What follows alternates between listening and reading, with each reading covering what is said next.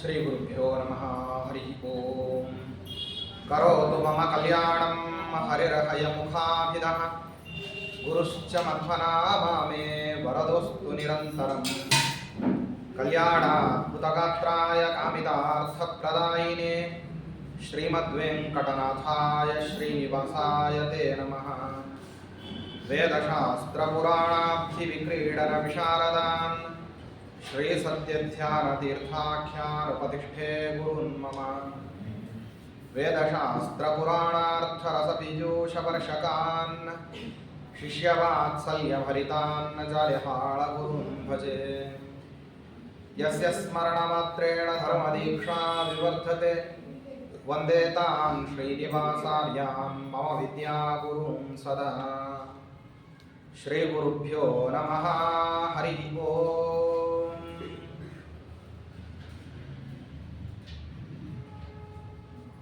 ಶ್ರೀಶಪ್ರೀತ್ಯೈ ಪ್ರಜಾತಃ ಸುಮಹಿತಮಹಿಮಾ ಶ್ರೀ ಹನುಮಾನ್ ನಿದೇಶಾತ್ ರಾಮಸ್ಯೋಲ್ಲಂಘಿತಾಬ್ಧಿಃ ಸಹರಿರಥಗತಃ ಸೇತುನಾಪಿಷ್ಟದುಷ್ಟಃ ಭೂಭೃನ್ನೀ ರಾವಣಾರಿಂ ಪುರಗಮೃದಯಂ ಪೂಜಯಿತ್ವಾ ಸಸೀತಂ ಪಶ್ಯನ್ ಕಿಂ ಪೂರುಷೇತಂ ಸತತಮಪಿ ಮಹಾನ್ ಪ್ರಾಣಮುಖ್ಯೋ ವತಾನ್ಮಾಂ.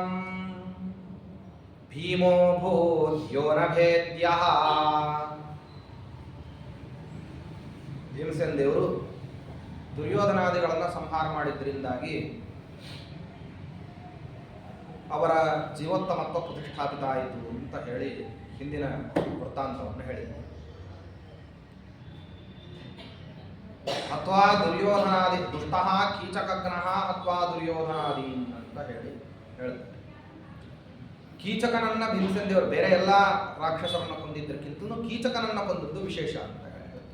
ಯಾಕೆಂದ್ರೆ ಆಗಿನ ಕಾಲಕ್ಕೆ ಹೀಗೊಂದು ಪ್ರಥಾ ಇತ್ತು. ಕೀಚಕನನ್ನ ವಾಸ್ತವದಲ್ಲಿ ಸಿಂಹಬಲ ಅಂತ ಕರೀತಾ ಇದ್ದಾರೆ. ಕೀಚಕನ ಪೂರ್ವೋತ್ತರಗಳನ್ನ ನೋಡದಂತಹ ಸಮಯದಲ್ಲಿ ಕೀಚಕನನ್ನು ಕೊಂದದ್ದು ಯಾಕೆ ಹೇಳಿದ್ರು ಅಂತ ಗೊತ್ತಾಗ್ತದೆ.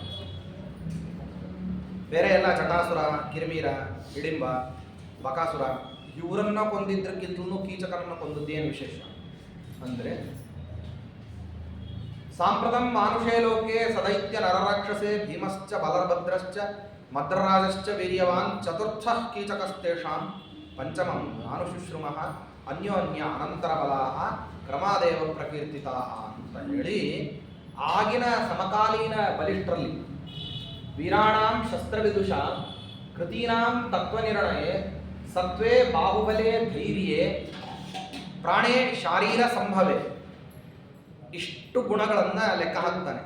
ಬೇರೆಯವರೆಲ್ಲ ಲೆಕ್ಕ ಹಾಕಿದ್ರೆ ವಾಸಿ, ದುರ್ಯೋಧನ ಇದನ್ನ ಲೆಕ್ಕ ಹಾಕ್ತಾನೆ. ಯಾವ ಸಮಯದಲ್ಲಿ ಅಂದ್ರೆ ವಿರಾಟ ನಗರದಲ್ಲಿ ಪಾಂಡವರು ಇದ್ದಾರೆ ಅಂತನ್ನುವಂತಹ ವೃತ್ತಾಂತ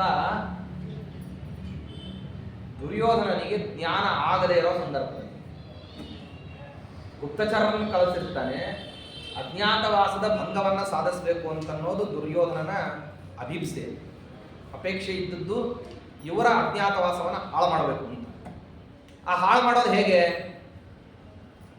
ವಾಸ್ತವದಲ್ಲಿ ಹಾಳು ಮಾಡ್ತೀನಿ ಅಂತ ಹೊರಟು ಬಿಟ್ರೆ ಬೇರೆಯವರು ಯಾರು ಕೂಡ ಅದಕ್ಕೆ ಅವಕಾಶವನ್ನು ಕೊಡೋದಿಲ್ಲ. ವೇದವ್ಯಾಸ ದೇವರು ಬರ್ತಾರೆ, ವಿದುರ ಬರ್ತಾನೆ, ಬೇರೆ ಬೇರೆಯವರು ಬರ್ತಾರೆ, ಬೇಡ ಅಂತ ಹೇಳ್ತಾರೆ, ಎಲ್ಲವೂ ನಡೀತದೆ. ಆದರೆ ರಾಜನ ಹತ್ತಿರದಿಂದ ಅಂದ್ರೆ ಧೃತರಾಷ್ಟ್ರನ ಹತ್ತಿರದಿಂದ ಅನುಜ್ಞಾ ಪಡ್ಕೊಂಡು ಪುನಃ ಅವರನ್ನ ವನಕ್ಕೆ ಕಳಿಸುವಂತಹ ಏರ್ಪಾಡು ಮಾಡ್ತೀನಿ ಅನ್ನೋ ಕಾರಣಕ್ಕೋಸ್ಕರವಾಗಿ ಬೇಹುಗಾರರನ್ನು ಎಲ್ಲ ಕಡೆ ಕಳಿಸಿರ್ತಾನೆ ಗುಪ್ತಚರರು.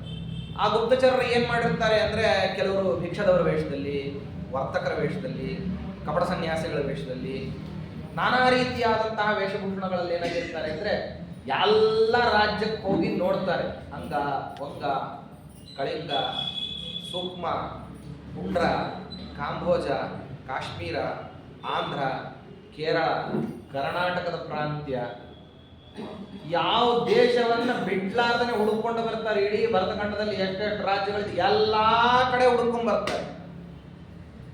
ಎಲ್ಲೂ ಇದ್ದಾರೆ ಅಂತ ಒಂದ ಕಡೆನೂ ವರ್ತಮಾನ ಸಿಗೋದಿಲ್ಲ. ಬಂದವರೆಲ್ಲರೂ ಕೂಡ ನಮಗೆಲ್ಲೂ ಪಾಂಡವರು ಸಿಗ್ಲಿಲ್ಲ, ಪ್ರಾಯ ಅವರು ಸತ್ತಿರಬೇಕು ಅಂತ ಏನ್ ಮಾಡುತ್ತಾರೆ ಅಂದ್ರೆ ದುರ್ಯೋಧನಿಗೆ ಹೇಳ್ತಾರೆ. ದುರ್ಯೋಧನ ಅವರೆಲ್ಲ ಗುಪ್ತಚರರಿಗೆಲ್ಲ ಬಹುಮಾನಗಳನ್ನ ಕೊಡ್ತಾನೆ. ಸತ್ತಿದ್ದಾರೆ ಅಂತೆ, ನೀ ಯಾಕೆ ದುಃಖ ಪಡ್ಲಿಕ್ಕೆ ಹೋಗ್ತೀಯ ಅಂತ ದುಶ್ಯಾಸನ ಹೇಳ್ತಾನೆ. ಬದುಕಿರ್ಲಿಕ್ಕೆ ಸಾಧ್ಯ ಇಲ್ಲ, ತುಂಬಾ ಮಾನಿಷ್ಠರವರು, ಆದ್ದರಿಂದಾಗಿ ಪ್ರಾಣ ಹೋಗಿರ್ಲಿಕ್ಕೂ ಸಾಕು ಅಂತ ಕರ್ಣ ಹೇಳ್ತಾನೆ. ಎಲ್ಲರೂ ಒಂದೊಂದು ಅಭಿಪ್ರಾಯವನ್ನು ಕೊಡ್ತಾರೆ. ಆದ್ರೆ ಸ್ವಯಂ ದುರ್ಯೋಧನನಿಗೆ ಏನಂದ್ರೆ ಎಲ್ಲೋ ಒಂದು ಮೂಲೆಯಲ್ಲಿ ಪಾಂಡವರು ಬದುಕಿದ್ದಾರೆ ಅಂತ ಹೇಳಿ ಅವನಿಗೆ ವಿಶ್ವಾಸ. ಪಾಂಡವರು ಬದುಕಿದ್ದಾರೆ, ಇವ್ರಿಗೆ ಹುಡುಕ್ಲಿಕ್ಕೆ ಬಂದಿಲ್ಲ, ಇವ್ರು ಕಷ್ಟಪಟ್ಟಿಲ್ಲ ಅಂತಲ್ಲ, ಪಾಂಡವರು ಇವ್ರಿಗೆ ಸಿಕ್ಕಿಲ್ಲ ಅಂತ ಹೇಳಿ ನಿರ್ಧಾರ ಮಾಡೋದು. ಬಹುಮಾನಗಳನ್ನೆಲ್ಲ ಕೊಟ್ಟು ತಗೊಂಡು ಹೋಗ್ಬೇಕಾದ್ರೆ ಆ ಬೇಹುಗಾರರು ಮರಳಿ ಬರ್ತಾರೆ. ಅದರಲ್ಲಿ ಒಂದಿಷ್ಟು ಜನ ಮರಳಿ ಬಂದು, ದುರ್ಯೋಧನ ಒಂದು ವಿಷಯ, ಪಾಂಡವರು ಸಿಗ್ಲಿಲ್ಲ ಆದ್ರೆ ನೀವೊಂದು ಒಳ್ಳೆ ವೃತ್ತಾಂತವನ್ನು ಹೇಳ್ತೀವಿ ಅಂತ. ಏನು ಅಂದ್ರೆ, ನಮ್ಮ ಹಸ್ತಿನಾವತಿಯ ಗಡಿಯನ್ನ ಹಂಚಿಕೊಂಡಿರ್ತಕ್ಕಂಥವ್ರು ಮತ್ಸ್ಯ ದೇಶದವರು. ಆ ಮತ್ಸ್ಯ ದೇಶದಲ್ಲಿ ವಾಸ್ತವದಲ್ಲಿ ತುಂಬಾ ಪ್ರಬಲರಾಗಿದ್ರು ಯಾರು ಅಂದ್ರೆ ವಿರಾಟ್ ರಾಜ. ವಿರಾಟ್ ರಾಜ ಪ್ರಬಲನಾದದ್ದು ಸ್ವತಃ ಪ್ರಾಬಲ್ಯ ಅಲ್ಲ, ರಾಜನ ಹತ್ತಿರದಲ್ಲಿ ಪ್ರಾಬಲ್ಯಕ್ಕೆ ನಾನಾ ಕಾರಣಗಳಿರ್ತಾ ಇದೆ. ರಾಜ ಸ್ವಯಂ ಸಮರ್ಥನಿದ್ದು ಒಳ್ಳೆಯ ದಕ್ಷವಾದಂತಹ ಆಡಳಿತ ಕೊಟ್ರೆ ಅದೊಂದು ಕಾರಣ ಬೇರೆ. ಮಂತ್ರಿ ತುಂಬಾ ಬುದ್ಧಿವಂತಿಕೆಯಿಂದಾಗಿ ರಾಜ್ಯಾಡಳಿತವನ್ನೆಲ್ಲ ನೋಡ್ಕೊಂತಾ ಇದ್ದ ಅಂದ್ರೆ ಆವಾಗ ರಾಜ್ಯ ಸುಭಿಕ್ಷವಾಗಿರೋದು ಬೇರೆ. ದಂಡಾಧಿಕಾರಿ ಬೇರೆ ಬೇರೆ ಆಯಾಮಗಳಲ್ಲಿ ಏನಾಗಿರ್ತದೆ ಅಂದ್ರೆ ಒಂದು ರಾಜ್ಯ ನಿಂತಿರ್ತದೆ. ಕೆಲವಾರು ಸರ್ತಿ ರಾಜನಿಗೆ ಅಷ್ಟೊಂದು ಸಾಮರ್ಥ್ಯ ಇರೋದೇ ಇಲ್ಲ. ರಾಜನ ಸುತ್ತಲಿನ ವರ್ಗದವರು ಏನಿರ್ತಾರಲ್ಲ, ಅವ್ರು ಏನ್ ಮಾಡ್ತಿರ್ತಾರೆ ಅಂದ್ರೆ ರಾಜನವರೆಗೂ ಸಮಸ್ಯೆ ಬರಲೇಬಾರದು.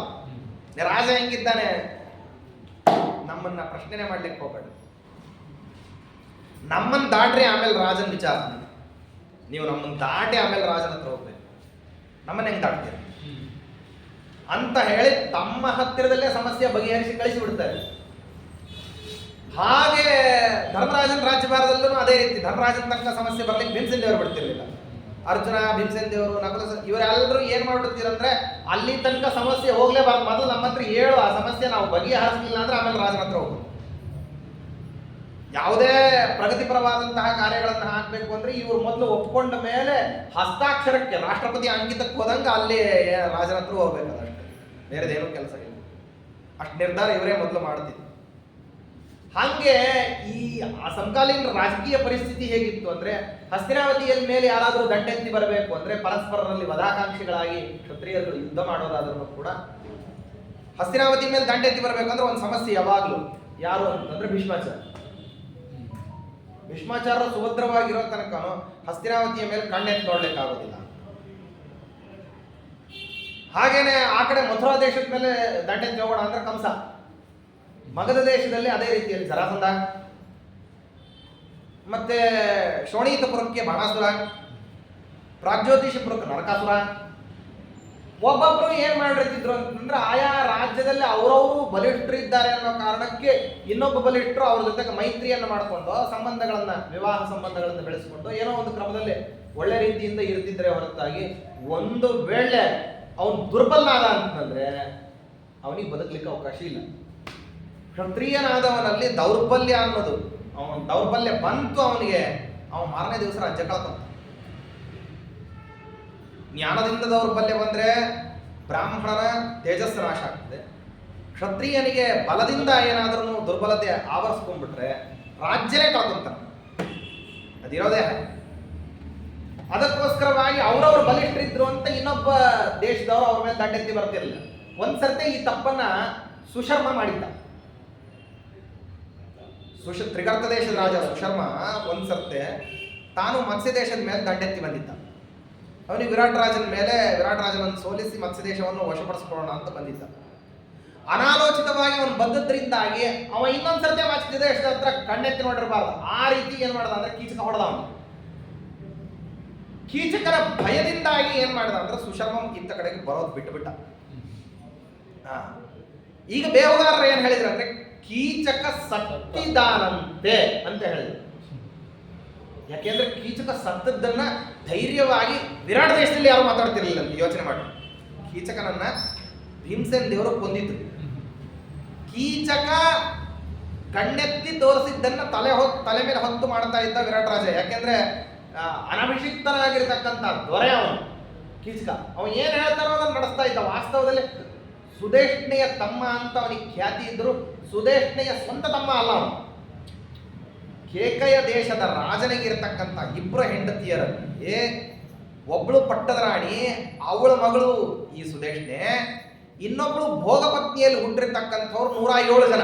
ಅದರಲ್ಲಿ 106 ಜನ ಉಪಕೀಚಕರು, ಇವ ಕೀಚಕ. ಇವರು ಅಕ್ಕನ ಮದುವೆ ಆದ ನಂತರದಲ್ಲಿ ಭಾವನ ಮನೆಗೆ ಬಂದುಬಿಟ್ಟು ಭಾವನ ಸಾಮ್ರಾಜ್ಯವನ್ನು ಇವರು ಆಕ್ರಮಿಸ್ಕೊಂಡ್ಬಿಟ್ಟಿದ್ರು. ವಿರಾಟ್ ರಾಜ ಹೆಸರಿಗೆ ಮಾತ್ರ, ಆಡಳಿತ ಎಲ್ಲ ಯಾರ್ದು? ಕೀಚಕಂತೆ. ತುಂಬಾ ಬಲಿಷ್ಠನಾದದ್ರಿಂದ ಕೀಚಕನನ್ನು ವಿರೋಧ ಮಾಡಲಿಕ್ಕೆ ಸ್ವಯಂ ವಿರಾಟ್ ರಾಜನಿಗೆ ಸಾಧ್ಯ ಇರಲಿಲ್ಲ. ಅದನ್ನ ದ್ರೌಪದಿ ದೇವಿಯ ಅಪಮಾನದ ಪ್ರಸಂಗದಲ್ಲಿ ವಿರಾಟ್ ರಾಜ ಜಾರಿಕೆಯ ಉತ್ತರವನ್ನು ಕೊಡೋದ್ರ ಮೂಲಕವಾಗಿ ಪ್ರಕಟಣೆ ಮಾಡ್ಕೊಂತಾನೆ, ನಾನು ದುರ್ಬಲ, ಸಿಂಹಬಲ ಅಂತನ್ನುವಂಥ ಅವನ ಕೀಚಕ ಏನಿದ್ದಾನೆ ಅವನು ನನ್ಗಿಂತಲೂ ಪ್ರಬಲ ಇದ್ದಾನೆ ಅಂತ ಹೇಳ್ತಾನೆ. ಅದಕ್ಕಾಗಿ ಕೀಚಕ ಸತ್ತಿದ್ದಾನಂತೆ ಅಂತ ಹೇಳ್ತಾರೆ ಅವರು. ಯಾಕೆಂದ್ರೆ ಕೀಚಕ ಸತ್ತದ್ದನ್ನು ಧೈರ್ಯವಾಗಿ ಯಾರು ಮಾತಾಡ್ತಿರೋದು. ಕೀಚಕ ಸತ್ತದ್ದ ಆ ರೀತಿ ಸತ್ತಿರ್ತಾರೆ. ಇವರೇನು ಹೊಡೆದು ಬಂದಿರ್ತಾರೆ ಕಿಕ್ಸನ್ ದೇವರು. ಕೀಚಕ ಸತ್ತ ಮೇಲೆ ಸತ್ತದ್ದನ್ನ ಮಾತಾಡಿಕೊಳ್ಳೋರಿಗೆ ಹೆದರಿಕೆ ಆಗ್ಬೇಕು ಹಂಗೆ ಹೊಡೆದಿರ್ತಾರೆ. ಯೋಚನೆ ಮಾಡ್ಕೊಡ್ರಿ, ಭೀಕರವಾದಂತಹ ದೃಶ್ಯ ಪರಿಕಲ್ಪನೆ ಮಾಡ್ಕೊಡ್ರಿ. ಹೊಡೆಯೋನ ಕೈಯಲ್ಲಿ ಒಂದೇ ಒಂದು ಆಯುಧಗಳಿಲ್ಲ, ಕೇವಲ ಮುಷ್ಟಿಯಿಂದ ಹೊಡೆದು ಕೊಂದರೆ ಇಡೀ ನರ್ತನಾಗಾರ ಸಂಪೂರ್ಣವಾಗಿ ರಕ್ತಸಿಕ್ತವಾಗಿ ಹೋಗ್ಬಿಟ್ಟು ಹೆಣದ ಮುಖ ಎಲ್ಲಿದೆ ಅಂತ ಹುಡುಕ್ತಾ ಇದ್ರಂತೆ ಎಲ್ಲರೂ ಕೂಡ. ಏನಪ್ಪಾ ಅಂತಂದ್ರೆ ಮುಖಂಕೆಮಸ್ಯಕವು ಬಾಹುಕ ಊರೂಪಾದ ಉಚ್ಯತೆ ಅಂತ ಹೇಳ್ಬಿಟ್ಟು ಪುರುಷ ಸೂಕ್ತ ಹೇಳ್ತಾ ಇದ್ರಂತೆ. ಪರಮಾತ್ಮನ ವಿರಾಟ್ ರೂಪವನ್ನು ನೋಡಿ ಪುರುಷ ಸೂಕ್ತ ಹೇಳ್ತದೆ, ಈ ದೇಹಕ್ಕೆ ಮುಖ ಎಲ್ಲಿ, ಯಾಕಂದ್ರೆ ಅಷ್ಟು ದೊಡ್ಡ ದೇಹ, ಅಲ್ಲಿ ಮುಖ ಎಲ್ಲಿ, ಕೈಯಲ್ಲಿ, ಕಾಲಲ್ಲಿ, ಕಣ್ಣಲ್ಲಿ ಅಂತ ಹೇಳ್ದಂಗೆ ಕೀಚಕನ ಶರೀರವನ್ನು, ಅಂದ್ರೆ ಅಷ್ಟು ದೊಡ್ಡ ಶರೀರ ಇರಲಿಲ್ಲ, ಆ ಶರೀರವನ್ನು ಏನು ಮಾಡಿದ್ರಂದ್ರೆ ದೊಡ್ಡ ಚಂಡು ಮಾಡ್ದಂಗೆ ಮಾಡ್ಬಿಟ್ಟಿದ್ರಂತೆ. ಮೊಣಕಾಲಿನ ಮಧ್ಯದಲ್ಲಿ ತಲೆಯನ್ನ ತೂರಿಸಿ 2 ಬಾಹುಗಳನ್ನ ತೆಗೆದು ಮೊಣಕಾಲ ಸಂಧಿಯಲ್ಲಿ ಹಾಕಿ ಎಳೆದು ಬಿಟ್ಟಿದ್ರಂತೆ. ಆ ಕಡೆಯಿಂದ ಕಾಲು, ಕೈ, ಮುಖ, ಮೂತಿ, ಕೈ ಚಾಚಿರುವಂತಹ 2 ಕೈಗಳು ಮಾತ್ರ ಹೆಣದಿಂದಾಗಿ ಕಾಣಿಸ್ತಿರ್ಬೇಕು. ದೊಡ್ಡ ಉಂಡೆ, ಮಾಂಸದ ಉಂಡೆ. ಆ ಮಾಂಸದ ಉಂಡೆ ಅದನ್ನ ಏನ್ ಮಾಡಿದ್ದಾರೆ ಅಂತಂದ್ರೆ ನರ್ತನಾಗಾರದಲ್ಲಿ ನರ್ತನಾಚಾರ್ಯ ಎಲ್ಲಿ ಕೂಡ್ತಾನೋ ಆ ಪೀಠದ ಮೇಲೆ ದೊಡ್ಡ ಎತ್ತರದಾಗಿ ಕಾಣಿಸುವ ಕೂಡಿಸ್ಬಿಟ್ಟಿದ್ರಂತೆ. ಇಡೀ ನರ್ತನಾಗಾರ ತುಂಬಾ ರಕ್ತದ ಓಕಳಿ. ಹೆಣ ನೋಡಿದವರೆಲ್ಲರೂ ಕೂಡ ಭಯಾಕ್ರಾಂತರಾಗಿ ಒದ್ದಾಡ್ತಾ ಇದ್ರಂತೆ, ನಿದ್ದೆ ಬರೋದಿಲ್ಲ. ಯಾಕಂದ್ರೆ ಕೀಚಕನನ್ನು ನೋಡಿ ಎಲ್ಲರೂ ಎಷ್ಟು ಭಯಗ್ರಸ್ತರಾಗಿಬಿಟ್ಟಿದ್ರಂತಂದ್ರೆ, ಹೆಂಗೆ ಚಂಡಶಾಸನ ಮಾಡ್ತಾ ಇದ್ದ ಅಂದ್ರೆ ಕೀಚಕ, ಯಾರು ಕೂಡ ಏನಪ್ಪಾ ಅಂತಂದ್ರೆ ಅವನ ಮಾತನ್ನ ಮೀರಿ ನಡೆಯೋ ಹಂಗಿಲ್ಲ. ಮತ್ಸ್ಯದೇಶ ಇಡೀ ಕೀಚಕನ ಕಪಿಮುಷ್ಟಿಯಲ್ಲಿತ್ತು. ಅಂಥ ಕೀಚಕ ಹಿಂಗ್ ಸತ್ತಿದ್ದಾನೆ ಅಂತಂದ್ರೆ ಧೈರ್ಯವಾಗಿ ಯಾರಿಗೂ ಹೋಗ್ಲಿ. ಕೀಚಕನ ಬಗ್ಗೆ ಉಪಕೀಚಕರು ಅವರು ಎಲ್ಲರೂ ಕೂಡ ಗತಪ್ರಾಣರಾಗಿಬಿಟ್ಟಿದ್ರು. ಸತ್ತವ್ರದ್ದು ಯಾರು ಮುಖನೇ ನೋಡ್ಲಿಕ್ಕೆ, ಇವಂದಾದ್ರೂ ಮುಖ ಆದ್ರೂ ನೋಡಿದ್ರಂತೆ, ಉಪಕೀಚಕರನ್ನಂತೂ ಮುಖನೇ ನೋಡೋ ಹಂಗಿಲ್ಲ. ಇವರ ಸಂಹಾರ ಮಾಡಿ ಮರಳಿ ಬಂದು ಸ್ನಾನ ಮಾಡಿ ಮಲ್ಕೊಂಡಿದ್ರಂತೆ. ತಕ್ಷಣದಲ್ಲಿ ಅವಳು ಕೂಗಿದ್ಲು. ಗುಪ್ತನಾಮಗಳಿದ್ರು ಪಾಂಡವರಿಗೆ, ಜಯ, ಜಯಂತ, ಜಯತ್ಸೇನ, ಜಯದ್ಬಲ, ವಿಜಯ ಅಂತ ಹೇಳಿ 5 ಹೆಸರುಗಳಿದ್ರು. ಜಯ, ಜಯಂತ, ವಿಜಯ, ಜಯತ್ಸೇನ, ಜಯದ್ಬಲ ಅಂತ ಹೇಳಿ 5 ಹೆಸರುಗಳು. ಪ್ರಕಟನಾಮಗಳನ್ನು ಕೂಗಬಾರದು ಅಂತ ಹೇಳಿ ಗುಪ್ತನಾಮಗಳನ್ನು ಕೂಗಿದ್ಲಂತೆ. ಆ ಕೂಗಿನಂತಹ ಸಮಯದಲ್ಲಿ ಭೀಮಸೇನ ದೇವರು ಆಗ್ತಾನೆ ಮಲ್ಕೊಳ್ಳೋರು ತಿರ್ಗಾ ಎದ್ದೋದ್ರಂತೆ. ಎದ್ದು ಹೋಗಿ ಈ ಉಪಕೀಚಕರು ಒಂದು ಕಡೆಯಿಂದಾಗಿ ಕೀಚಕನ ಹೆಣಕ್ಕೆ ದ್ರೌಪದಿ ದೇವಿಯನ್ನ ಕಟ್ಟಿಕೊಂಡು ತಗೊಂಡ್ಬರ್ತಿದ್ರು. ಇನ್ನೊಂದು ಸ್ಮಶಾನದ ಇನ್ನೊಂದು ಬಾಗಿಲಿಂದ ಹೋದ್ರಂತೆ. ವಾಸ್ತವದಲ್ಲಿ ಈ ಅಡಿಗೆ ಮನೆಯಲ್ಲಿರ್ತಕ್ಕಂತಹ ಕಸ ಇತ್ಯಾದಿಗಳನ್ನೆಲ್ಲವನ್ನು ಹಾಕಲಿಕ್ಕೆ ಅಡಿಗೆ ಮನೆಯಿಂದ ನೇರವಾಗಿ ಒಂದು ಸುರಂಗದ ಮಾರ್ಗ, ಅದು ನೇರ ಸ್ಮಶಾನಕ್ಕೆ ಹೋಗುವ ಒಂದು ಏರ್ಪಾಡು ಮಾಡಿದ್ರಂತೆ. ರಾಜನ ಅಡಿಗೆ ಮನೆಯಿಂದ ಸ್ಮಶಾನಕ್ಕೆ ಹೋಗುವ ಆ ಸ್ಮಶಾನದಲ್ಲಿ ಆ ದ್ವಾರ ತೆಕ್ಕೋಬೇಕು. ಆ ಸುರಂಗ ಮಾರ್ಗದಿಂದ ಭೀಮಸೇನ ದೇವರು ಬರಬೇಕಾದ್ರೆ 2 ನೆಗ್ರೋಧ ವೃಕ್ಷಗಳನ್ನು ಕಿತ್ತಿ ಏನ್ ಮಾಡಿದ್ರು ಅಂತಂದ್ರೆ, ಆ ಬರ್ತಿರ್ಬೇಕಾದ್ರೆ ಕೀಚಕರು ಬರ್ತಿರ್ಬೇಕಾದ್ರೆ ಒಳಗೆ ಬಂದ ಮೇಲೆ ಸ್ಮಶಾನದ ಆ ಕಡೆ ಬಾಗಿಲನ್ನು ಹಾಕಿ ಈ ಕಡೆಯಿಂದ ಬಂದವರಿಗೆ 2 ವೃಕ್ಷಗಳನ್ನು ಕಿತ್ತಿದ್ರಂತೆ. ಉಪಕೀಚಕರಿಗೆ ಕಂಡಿದ್ದಷ್ಟೇ 2 ವೃಕ್ಷಗಳು ದೊಡ್ಡದಾಗಿರುವಂತದ್ದು ತಮ್ಮ ಹತ್ರ ನಡ್ಕೊಂಡ್ ಬರ್ತಾ ಇದೆ ಅಂತ ಪಂಜಿನ ಬೆಳಕಿನಲ್ಲಿ ಕಾಣಿಸ್ತದೆ. ಹೆಂಗ್ ಬರ್ತಾ ಇವೆ ವೃಕ್ಷಗಳು ಅಂತ ಹೇಳಿ ಕಿರ್ಚೋ ಅಷ್ಟರಲ್ಲಿ ಆ ಒಂದು ನೆಗ್ರೋದ ವೃಕ್ಷದಿಂದ ಎಳಿತಾ ಇದ್ರಂತೆ ಅವ್ರನ್ನೆಲ್ಲರನ್ನು, ಆ ಉಪಕೀಚಕರನ್ನ ಎಳೆದು ಇನ್ನೊಂದು ವೃಕ್ಷದಿಂದ ಹೊಡಿತಾ ಇದ್ರಂತೆ. ಏಕ ಪ್ರಕಾರ ಒಂದು ಕಡೆಯಿಂದ ಎಳೆಯೋದು, ಇನ್ನೊಂದು ಕಡೆಯಿಂದ ಹೊಡೆಯೋದು. ಈ ಒರಳುಕಲ್ಲಿನಲ್ಲಿ ಧಾನ್ಯವನ್ನು ರುಬ್ಬಬೇಕಾದ್ರೆ ಆ ಕಡೆಯಿಂದ ತಳ್ತಾ ಈ ಕಡೆಯಿಂದ ತಿರುಗಿಸ್ತಾ ಇದ್ರೆ ಅದು ಒಂದು ಸಮ ನುಣ್ಣಗಾಗ್ತಾ ಬರ್ತದಲ್ಲ, ಆ ರೀತಿಯಲ್ಲಿ ಉಪಕೀಚಕರು ಅಷ್ಟು ಜನ ಸತ್ರಂತೆ.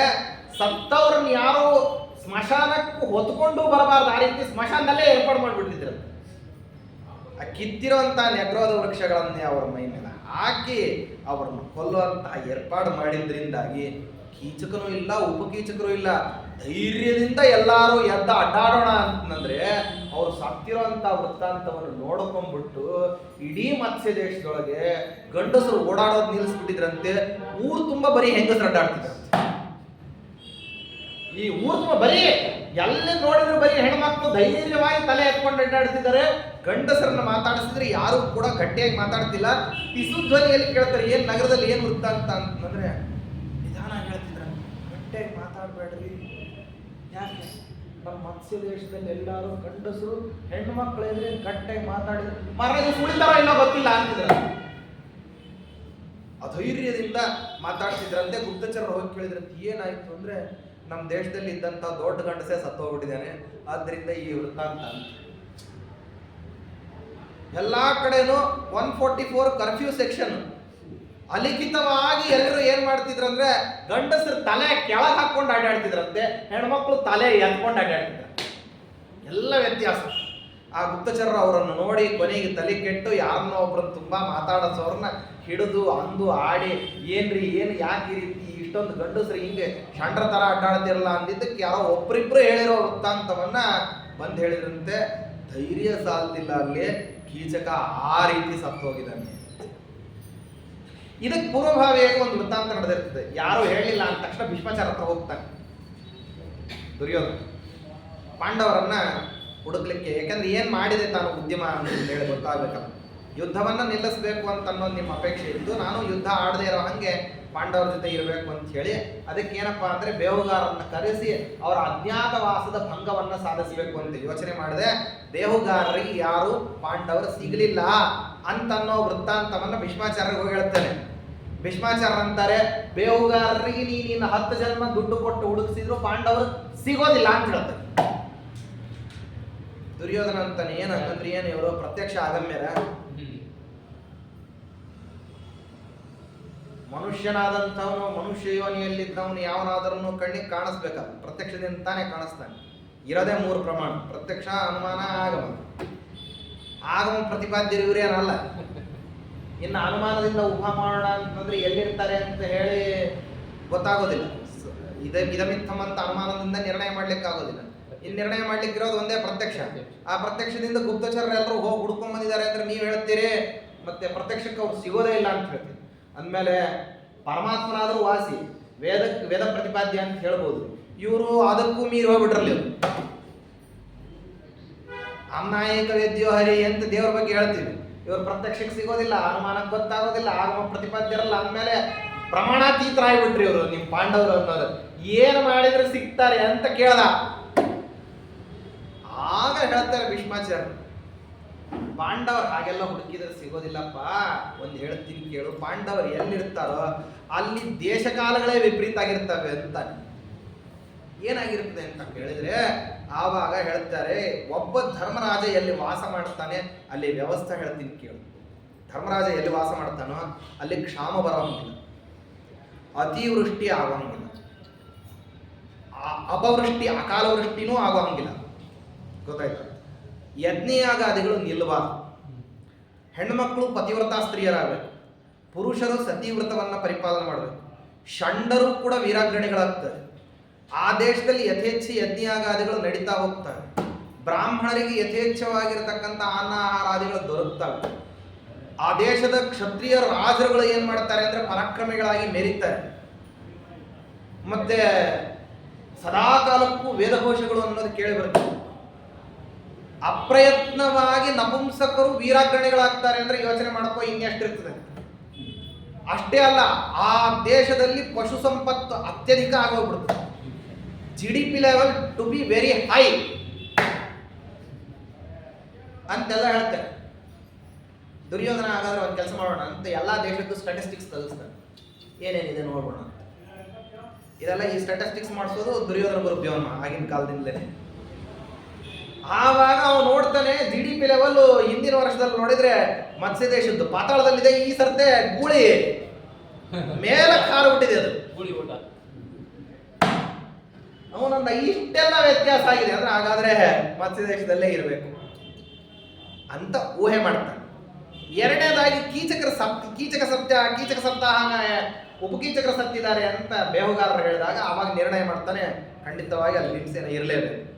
ಹೆಂಗೆ ಅಂತ ಕೇಳಿದ್ರೆ, ಈ ತತ್ವಜ್ಞಾನದ ವಿಷಯದಲ್ಲಿ, ಶೌರ್ಯದಲ್ಲಿ, ಧೈರ್ಯದಲ್ಲಿ, ಪ್ರಾಣವನ್ನ ಕಾಪಾಡಿಕೊಳ್ಳೋದ್ರಲ್ಲಿ, ಶರೀರದ ಸೌಷ್ಠವತೆಯಲ್ಲಿ ಈ ಇಷ್ಟು ಗುಣಗಳನ್ನ ಲೆಕ್ಕ ಹಾಕ್ಕೊಂಡ್ರೆ ಇವೆಲ್ಲವೂ ಒಂದೊಂದು ಅಭೂತಪೂರ್ವವಾದಂತಹ ಗುಣಗಳು. ಕಾರ್ಯವನ್ನು ಸಾಧನೆ ಮಾಡ್ಕೊಳ್ಳಿಕ್ಕೆ ಈ ಎಲ್ಲ ಗುಣಗಳು ಬೇಕು. ತತ್ವಜ್ಞಾನ ದೃಢ ಆಗಿರಬೇಕು, ನನ್ನ ಅಜ್ಞಾತವಾಸ ಹಾಳಾಗಬಾರ್ದು ಅಂತ ಗೊತ್ತಿರಬೇಕು. ಅವನು ಕೊಂದಿದ್ದಾನೆ ಯಾರಿಗೂ ಗೊತ್ತೇ ಆಗಿಲ್ಲ, ಬಾಹುಬಲದಿಂದಲೇ ಸಂಹಾರ ಮಾಡಿದ್ದಾನೆ ಅಂತ ಸ್ಪಷ್ಟ ಆಗ್ತದೆ. ಅಲ್ಲಿ ಎಲ್ಲೂ ಆಯುಧಗಳಿಂದ ಕೊಂದ ಅಂತಿಲ್ಲ. ಗುಪ್ತಚರರು ಕೂಡ ಏನ್ ಹೇಳ್ತಿದ್ದಾರೆ ಅಂದ್ರೆ ಅವ ಕೈಯಿಂದ ಹೊಡೆದು ಕೊಂದಿದ್ದಾನೆ, ಯಾರೋ ಗಂಧರ್ವರುಗಳಂತೆ ಅವರು ಕೀಚಕನನ್ನು ಸಂಹಾರ ಮಾಡಿದ್ದಾರೆ ಅಂತ ಹೇಳ್ತಿದ್ದಾರೆ ವಿರಾಟ ದೇಶದ ಜನ. ಆದ್ರೆ ಅವರು ಯಾರು ಕೂಡ ಮರ್ಮಸ್ಥಾನದಲ್ಲಿ ಹೊಡೆದು ಕೊಂದಿಲ್ಲ, ಅಮರ್ಮ ಸ್ಥಾನದಲ್ಲಿ ಹೊಡೆದಿದ್ದಾರೆ ಅಂತ ಹೇಳಿ ಹೊಡೆದದ್ದನ್ನು ನೋಡಿದ್ರೆ ಗೊತ್ತಾಗ್ತದೆ. ಅಂದಮೇಲೆ ತತ್ವೇ ಬಾಹುಬಲೆ ಎರಡು ಗುಣ ಆಯ್ತು. ಪ್ರಾಣ ನಿರೋಧನ, ತನಗೆ ಗೀರ್ಗಾಯ ಆಗ್ಲಾರ್ದನೆ ತಾನು ಚೆನ್ನಾಗಿದ್ದಾನೆ. ಯಾಕೆಂದ್ರೆ ಹಂಗೆ ಅಜ್ಞಾತವಾಸದಲ್ಲಿ ಇರ್ಬೇಕಾದ್ರೆ ಇವನಿಗೇನಾದ್ರೂ ಹೊಡಪೆಟ್ಟುಗಳು ಬಿದ್ದು ಬಿಟ್ರೆ ಇವ ತಕ್ಷಣದಲ್ಲಿ ಏನಾಗ್ಬಿಡ್ತಾನೆ ಅಂದ್ರೆ ಜಗತ್ತಿಗೆ ಪರಿಚಯಕ್ಕೆ ಬಂದ್ಬಿಡ್ತಾನೆ. ಬಂದಿಲ್ಲ, ಶರೀರ ಸೌಷ್ಠವತೆ ಕಾಪಾಡಿಕೊಂಡಿದ್ದಾನೆ. ಎಲ್ಲೂ ಭೀಮಸೇನ ಕೊಂದ ಅಂತನ್ನೋ ಉಲ್ಲೇಖ ಯಾರು ಹೇಳ್ತಿಲ್ಲ. ಮನುಷ್ಯರು, ರಾಕ್ಷಸರು ಮತ್ತು ದೇವತೆಗಳು ಇವ್ರ ಮಧ್ಯದಲ್ಲಿ ಇರೋರೇ 4 ಜನ ಬಲಿಷ್ಠರು. 5ನೇದವನು ಬ್ರಹ್ಮ ಸೃಷ್ಟಿಯಲ್ಲೇ ಇಲ್ಲ ಅಂತ ದುರ್ಯೋಧನ. ಸ್ವಾರಸ್ಯ ಅಂದ್ರೆ ಭೀಮನ ಪ್ರತಿದ್ವಂದಿ ತಾನು ಅಂತ ಹೇಳುವಂತ ದುರ್ಯೋಧನ ಆ ಲಿಸ್ಟ್ ಅಲ್ಲಿ ತನ್ನ ಹೆಸರು ಹಾಕೊಳ್ಳೋದಿಲ್ಲ. ಈ ನಮ್ದು ಒಂದು ಇರ್ಲಿ ಅಂತ ಏನಾರ ಸೇರಿಸ್ಕೊ ಇಲ್ಲ, 4 ಜನ. ಅದರಲ್ಲಿ ಮೊದಲನೇದವರು ಯಾರು ಅಂತಂದ್ರೆ ಭೀಮ, 2ನೇದವರು ಬಲರಾಮ ದೇವರು, 3ನೇದವನು ಶಲ್ಯ ಮಹಾರಾಜ, 4ನೇದವನು ಕೀಚಕ. ಈ 4 ಜನರಲ್ಲಿಯೂ ಕೂಡ ಮತ್ತು ಸ್ವಾರಸ್ಯ, ಇವ್ರು 4 ಜನ ಸಮಾನ ಬಲಿಷ್ಠರಲ್ಲ. ಮೊದಲನೇದವನು ಅತಿ ಹೆಚ್ಚು ಬಲಿಷ್ಠ, 2ನೇದವನು ಅವನಕ್ಕಿಂತ ಕಡಿಮೆ, 3ನೇದವನು ಅವನಕ್ಕಿಂತ ಕಡಿಮೆ, 4ನೇದವನು ಅವನಕ್ಕಿಂತ ಕಡಿಮೆ. ಈ 4ನೇದವನನ್ನು ಕೊಲ್ಲಬೇಕಂದ್ರೆ ಈ ಮೇಲಿನ 3 ಜನರಿಗೆ ಮಾತ್ರ ಸಾಧ್ಯ. ಪ್ರಪಂಚದಲ್ಲಿರೋರು ಇನ್ನು ಯಾರು ಅವನನ್ನು ಕೊಲ್ಲಲಿಕ್ಕಾಗೋದಿಲ್ಲ. ಹಾಗೇನೆ 2ನೇದವನ್ನ ಕೊಲ್ಲಬೇಕಂದ್ರೆ 4ನೇದವನಿಗೂ ಸಾಧ್ಯ ಇಲ್ಲ, ಮೇಲಿನ 2 ಮಾತ್ರ. 3ನೇದವನನ್ನು ಸಂಹಾರ ಮಾಡಬೇಕು ಅಂತಂದ್ರೆ ಕೆಳಗಿನ 2 ಸಾಧ್ಯ ಇಲ್ಲ, ಮೇಲಿನವನಿಗೆ ಒಬ್ಬನಿಗೆ ಮಾತ್ರ ಸಾಧ್ಯ. ಮೇಲ್ನವನೊಬ್ಬನೇ ಅವನಿದ್ದಾನೆ, ಅವನು ಸ್ವಯಂ ಪ್ರಾಣ ಬಿಡಬೇಕು ಹೊರತು ಅವನನ್ನು ಯಾರು ಪ್ರಾಣದಿಂದ ಹೊರಗೆ ಕಳಿಸೋದಿಲ್ಲ ಅಂತ ಹೇಳಿ ಅನ್ಯೋನ್ಯ ಅನಂತರ ಬಲಾಹ ಅಂತ ಹೇಳ್ತಾರೆ. ಕೀಚಕ ಗ್ರಹ ಅಂತ ಯಾಕವ್ರು ತಗೊಂಡಿದ್ದಾರೆ ಅಂತ ಹೇಳಬೇಕಾಯ್ತು. ಇಷ್ಟೆಲ್ಲ ಕೀಚಕ ಇಷ್ಟು ಸಮರ್ಥನಾದಂತಹ ಕೀಚಕನನ್ನ ಕೊಂದಿದ್ದಾನೆ ಅಂದ್ರೆ ಅಲ್ಲಿ ಭೀಮಸೇನನೇ ಕೊಂದಿರಬಹುದು. ಯಾಕೆ ಅಂದ್ರೆ ಶಲ್ಯ ಅವನು ತನ್ನ ಮನೆಯಲ್ಲಿ ಅನ್ನ ಹೊಳಿ ತಿನ್ಕೊಂಡಿದ್ದಾನೆ, ಪಾಪ ತಂಟೆಗೆ ಬಂದಿಲ್ಲ. ಬಲರಾಮ ದೇವರು ತಾವು ಮಥುರಾದಲ್ಲಿದ್ದಾರೆ ಅಂತ ನನಗೆ ಗುಪ್ತಚರರ ವರ್ತಮಾನ ಇದೆ. ಇನ್ನ ಸತ್ತವ್ರ ಕೀಚಕ ಪ್ರಪಂಚದಲ್ಲಿ ಬೇರೆಯವ್ರ ಕಡೆಯಿಂದ ಸಾಯೋದಿಲ್ಲ. ಅವನು ಇನ್ನು ಕೊಲ್ಲಲಿಕ್ಕೆ ಉಳಿದವನು ಒಬ್ಬನೇ, ಅವ ಭೀಮಸೇನ. ಅಂದಮೇಲೆ ಕೀಚಕ ಸತ್ತಿದ್ದಾನೆ ಅನ್ನೋ ಆಧಾರದ ಮೇಲೆ ಪಾಂಡವರಲ್ಲಿದ್ದಾರೆ ಅಂತ ನಿರ್ಣಯ ಮಾಡ್ತಾನೆ. ಅದಕ್ಕೆ ಕೀಚಕನ ಸಂಹಾರ ಇಷ್ಟೊಂದು ಸ್ವಾರಸ್ಯಕರವಾದಂತಹದ್ದು. ಇದರ ನಂತರದಲ್ಲಿ ದುರ್ಯೋಧನ ಮಾಡತಕ್ಕಂತಹ ಕಪಟ ನೀತಿಗಳು ಕೂಡ ಅದಕ್ಕೆ ತಕ್ಕಂಗೆನೆ ತುಂಬಾ ಚೆನ್ನಾಗಿರುವಂತಹ ಕಪಟ ನೀತಿ ಎಲ್ಲ ಮಾಡ್ತಾನೆ. ಅದು ಹೇಳ್ಬೇಕಂದ್ರೆ ಇಡೀ ವಿರಾಟ್ ಪರ್ವ ಹೇಳಬೇಕಾಗುತ್ತೆ.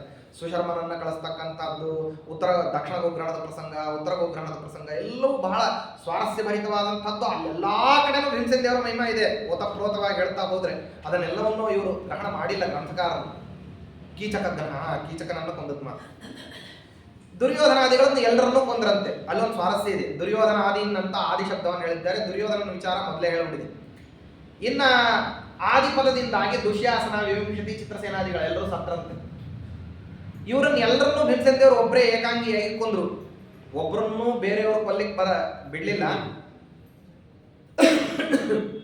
ಒಬ್ಬ ಅವೈಷ್ಣವನನ್ನ ಸಂಹಾರ ಮಾಡಲಿಲ್ಲಂತೆ ಕುರುಕ್ಷೇತ್ರದ ಇಷ್ಟು ಸುದೀರ್ಘವಾದಂತಹ 18 ದಿವಸದ ಯುದ್ಧದಲ್ಲಿ. ಭೀಮಸೇನ ದೇವರ ಗದಾಪ್ರಹಾರದಿಂದ ಒಬ್ಬ ಅವೈಷ್ಣವ ಬದುಕಲಿಲ್ಲ, ಒಬ್ಬ ವೈಷ್ಣವ ಸಾಯಲಿಲ್ಲಂತೆ. ಒಬ್ಬನೇ ಒಬ್ಬ ವೈಷ್ಣವ ಸಾಯಲಿಲ್ಲ.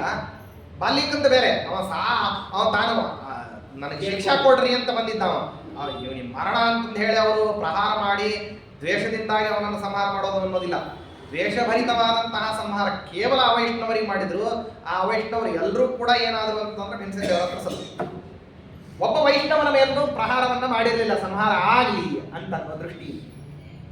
ದುರ್ಯೋಧನಾದಿಗಳನ್ನು ಎಲ್ಲರನ್ನೂ ಕೊಂದ ಮೇಲೆ ಗಾಂಧಾರಿ ಒಂದು ಮಾತು ಕೇಳ್ತಾಳೆ ಕೊನೆಯದಾಗ, ಅದೊಂದು ಇದೆ ವೃತ್ತಾಂತ. ಯಾಕಪ್ಪ ನೀನು ಈ 100 ಜನರ ಪೈಕಿ ನೀನು ಒಬ್ಬನಾದ್ರೂ ಸಿಗ್ಲಿಲ್ಲ ನನ್ನ ಮಗ ಯೋಗ್ಯ ಅಂತ ಒಬ್ಬನು ಕಾಣ್ಲಿಲ್ವಾ? ಬಿಟ್ಬಿಡ್ಬೇಕಾಗಿತ್ತಲ್ವ ಒಬ್ಬನನ್ನ. ಈ ವೃದ್ಧಾಪ್ಯಾವಸ್ಥೆಯಲ್ಲಿ ಒಬ್ಬ ಮಗ ನಮ್ಮ ಊರ್ಗೋಲ್ ಇಟ್ಟಂಗೆ ಇಡ್ತಿದ್ದ, ಅವನ್ ಬಿಟ್ಟಿದ್ರೆ ನಿನಗೇನಾಗ್ತಿತ್ತು ಅಂತ ಕೇಳಿದ್ರು. ಅದಕ್ಕೆ ಭೀಮಸೇನ ದೇವರು ಅಂತಾರೆ, ನಂದೇನು ಸಮಸ್ಯೆ ಇಲ್ಲ, ಬಿಡ್ಲಿಕ್ಕೆ ನಾ ಯಾರು, ಅಥವಾ ನಿನ್ನ ಮಕ್ಕಳನ್ನ ಸಂಹಾರ ಮಾಡಬೇಕು ಅಂದ್ರೆ ನಾನು ಯಾರು, ಎರಡೂ ನನ್ನ ಕೈಯಲ್ಲಿಲ್ಲ. ಮತ್ತು ಆದದ್ದೇನು ಅಂತಂದ್ರೆ ಅವರೆಲ್ಲರೂ ನರಕಲೋಕಕ್ಕೆ ಹೋಗಿ ದಬ ದಬ ದಬ ದಬ ದಬ ಬಾಗಿಲು ಬಡಿತಾ ಇದ್ರು. ಬಾಗಿಲು ತೆಗಿರಿ, ನಾವು ನರಕದೊಳಗೆ ಬರ್ತೀವಿ, ಬಾಗಿಲು ತೆಗಿರಿ, ನಾವು ನರಕದೊಳಗೆ ಬರ್ತೀವಿ ಅಂತ ಹೇಳಿ ಬಾಗಿಲು ಬಡಿತಿದ್ರು. ಬಹಳ ಕಾಲದಿಂದ ಅಲ್ಲಿ ಒಳಗಿದ್ದವರು ಕೂಡ ಸುಮ್ಮನಿದ್ರು. ಒಂದ್ಸರ್ತೆ ಬಾಗಿಲು ತೆಗೆದ್ರು, ಅದಕ್ಕೆ ಒಳಗೆ ಹೋಗಿ ಬಿದ್ರು ಅಂತ ಹೇಳ್ತಾರೆ. ಸ್ವಾರಸ್ಯ ಏನು ಈ ಮಾತಿಗೆ ಏನರ್ಥ ಅಂತಂದ್ರೆ, ಮೂಲ ಮಹಾಭಾರತದ ಪಂಕ್ತಿಗಳು ಕೆಲವು ಹೀಗೆ ಇದ್ದಾವೆ. ಏನಂದ್ರೆ ಅವರ ಕರ್ಮ ಎಷ್ಟು ಪಕ್ವ ಆಗಿತ್ತು, ನಿನ್ನ ಮಕ್ಕಳದು ಬದುಕಲಿಕ್ಕೆ ಯೋಗ್ಯವಾಗಿರತಕ್ಕಂಥ ಒಂದೇ ಒಂದು ಸುಣ್ಣ ಪುಣ್ಯ ಲೇಷ ಅವ್ರಿಗಿರಲಿಲ್ಲ, ಪಾಪದ ಕೊಡ ಸಂಪೂರ್ಣವಾಗಿ ತುಂಬಿತ್ತು, ಅದಕ್ಕೆ ಸತ್ರು ಅಂತಂತಾರೆ. ಅಥವಾ ದುರ್ಯೋಧನ ನೀ ಇಷ್ಟು ಮಾಡಿದ ನಂತರದಲ್ಲಿ ಇದೇ ಕಾಲದಲ್ಲಿ ಸೌಗಂಧಿಕಾ ಪುಷ್ಪಹರಣದ ನಿಮಿತ್ತವಾಗಿ ಈ ಕಿರಿಮೀರ ಮತ್ತೆ ಕ್ರೋಧವಶರೆಂಬತಕ್ಕಂಥ ದೈತ್ಯರು, ಮಣಿಮಂತ್, ಇವರು ಒಂದು ವರ್ಗ ಇತ್ತು. ಇವರು ಯಾರು ಅಂದ್ರೆ ಇವರು ಸ್ವಯಂ ಅಸುರರು, ಅಂದ್ರೆ ಹರಿದ್ವೇಷಿಗಳು. ಇವ್ರೇನು ಮಾಡಿದ್ರು ಅಂದ್ರೆ ಕುಬೇರನನ್ನ ವಿಪರೀತವಾಗಿ ಚಿತ್ರಹಿಂಸೆ ಮಾಡ್ತಾ ಇದ್ರು. ಕುಬೇರನ ತುಂಬಾ ತೊಂದರೆ ಕೊಡ್ತಾ ಇದ್ರು. ಕುಬೇರನ ಅಲಕಾಪುರಿಯನ್ನ ಇವರೆಲ್ಲರೂ ಕೂಡ ಆಕ್ರಮಿಸಿಕೊಂಡು ಬಿಟ್ಟು ಕುಬೇರನ ಹೆಸರಿನಲ್ಲಿ ಇವರು ರಾಜ್ಯಶಾಸನ ಮಾಡ್ತಾ ಇದ್ರು. ಆ ಇಡೀ ದೇವದುರ್ಗಮವಾಗಿರತಕ್ಕಂತಹ ಗಂಧಮಾದನ ಪರ್ವತದಿಂದ ಆರಂಭ ಮಾಡಿಕೊಂಡು ಕುಬೇರನ ಪಟ್ಟಣವಾದಂತಹ ಅಲಕಾವತಿಯ ಸುತ್ತಮುತ್ತಲಿನ ಪ್ರಾಂತ್ಯ ಎಲ್ಲವನ್ನೂ ಕೂಡ ಇವರು ಏನ್ ಮಾಡಿದ್ರು, ತಮ್ಮ ಸುಪರ್ದಿಗೆ ತಗೊಂಡ್ಬಿಟ್ಟಿದ್ರು. ತಗೊಂಡು ಅಲ್ಲಿರ್ತಕ್ಕಂತಹ ದೇವತಾಲೋಕದ ವಿಹಾರ ಸ್ಥಾನಗಳು ಏನಿದ್ದಾವೆ, ಆ ದೇವತಾಲೋಕದ ವಿಹಾರ ಸ್ಥಾನಗಳಿಗೆ ಮನುಷ್ಯರಂತೂ ಬರೋ ಹಾಗೇನೆ ಇಲ್ಲ, ದೇವತೆಗಳಿಗೂ ಬರಲೇ ಇರೋವಂಗೆ ಮಾಡಿದ್ರು. ಅದಕ್ಕಾಗಿ ಈ ಸೌಗಂಧಿಕಾ ಪುಷ್ಪ ಹರಣದ ನಿಮಿತ್ತವಾಗಿ ಆ ಪುಷ್ಪವನ್ನು ತರಬೇಕು ಅಂತ ದ್ರೌಪದಿಯ ಮಾತಿನಿಂದ ಅಲ್ಲಿ ಅವಳು ಪಂಚವರ್ಣದ ಪುಷ್ಪಗಳನ್ನು ಕೇಳ್ತಕ್ಕಂಥದ್ದು ಇದನ್ನೆಲ್ಲವನ್ನು ನೆಪ ಮಾಡಿಕೊಂಡು ಅಲ್ಲಿ ಹೋಗಿ ಅವರನ್ನೆಲ್ಲರನ್ನು ಕೊಂದ್ರು. ಮೇಲ್ನೋಟದಲ್ಲಿ ಅದನ್ನ ಏನ್ ಮಾಡಿದ ಅಂದ್ರೆ ಕುಬೇರ ವಿರೋಧ ಮಾಡಿದ. ಆಂತರ್ಯದಲ್ಲಿ ಏನಿತ್ತಂತಂದ್ರೆ ನೀವು ಮಾಡಿದ್ದೆ ತುಂಬಾ ಒಳ್ಳೇದಿತ್ತು ಅಂತ. ಆಮೇಲೆ ವಾಸ್ತವದಲ್ಲಿ ಯಾವಾಗ ಮಣಿಮಂತ್ರನೇ ಮೊದಲಾಗಿರ್ತಕ್ಕಂಥವ್ರು ಎಲ್ಲರೂ ಕೂಡ ಸತ್ರು, ಆವಾಗ ಕುಬೇರ ಬಂದು ಒಂದು ಮಾತು ಹೇಳ್ತಾರೆ, ನೀವು ಇಷ್ಟು ದೂರದವರೆಗೆ ಬಂದಿದ್ದೀರಿ, ನನ್ನ ಪಟ್ಟಣಕ್ಕೆ ಬನ್ರಿ ಅಂತ ಹೇಳಿ ಬಂದು ಕೇಳಿಕೊಂಡ ಪಾಂಡವರನ್ನೆಲ್ಲರನ್ನು ಅಲ್ಕಾಪುರಿ ಕರ್ಕೊಂಡು ಹೋಗ್ತಾನೆ. ದೇವತಾಲೋಕದ ನಗರ, ಕುಬೇರನ ಅತ್ಯಂತ ರಮಣೀಯವಾದಂತಹ ಆಸ್ಥಾನ, ಅಲ್ಲಿ ಕರ್ಕೊಂಡು ಹೋಗಿ ಇಟ್ಕೊಂತಾರೆ. ಯಾವಾಗ ಇವರೆಲ್ಲ ಸತ್ರಲ್ಲ, ಇವರು ಸಾಯೋ ತನಕನೂ ಮಾಡಿರ್ತಕ್ಕಂಥ ಕೆಲಸ ಏನಂದ್ರೆ ಹರಿವಾಯು ಗುರುಗಳ ದ್ವೇಷವನ್ನು ನಿರಂತರವಾಗಿ ಮಾಡ್ತಾ ಬಂದಿದ್ರು. ಅದನ್ನ ಬಲದಿಂದ ನಡೆಸೋಣ ಅಂತ ಹೇಳಿ ಜಗತ್ನಲ್ಲಿ ಅವರು ಏನ್ ಮಾಡಿದ್ರು, ಅದನ್ನ ಮಾಡಿಕೊಂಡಿದ್ರು. ಬಹುಪಾಲು ತಾವಿರೋ ತನಕನೂ ಬಲದಿಂದ ನಡೆಸಿದ್ರು. ಆದ್ರೆ ಸುದೀರ್ಘವಾಗಿ ಅದನ್ನೇ ಮಾಡ್ಲಿಕ್ಕೆ ಆಗ್ಲಿಲ್ಲ. ಭೀಮಸೇನ ದೇವರು ಒಂದಾವೃತ್ತಿ ಏನ್ ಮಾಡಿದ್ರು, ಬಲಪ್ರಾಪ್ತರಾದಂತಹ ಇವರಿಗೆ ಶಿಕ್ಷಾದಿಗಳನ್ನು ಕೊಟ್ಟರು. ಅವರೆಲ್ಲ ಏನ್ ಮಾಡಿದ್ರು, ಒಂದ್ ಸರ್ತೆ ಪಾತಾಳ ಲೋಕದಲ್ಲಿ ಒಟ್ಟಿಗೆ ಸೇರಿ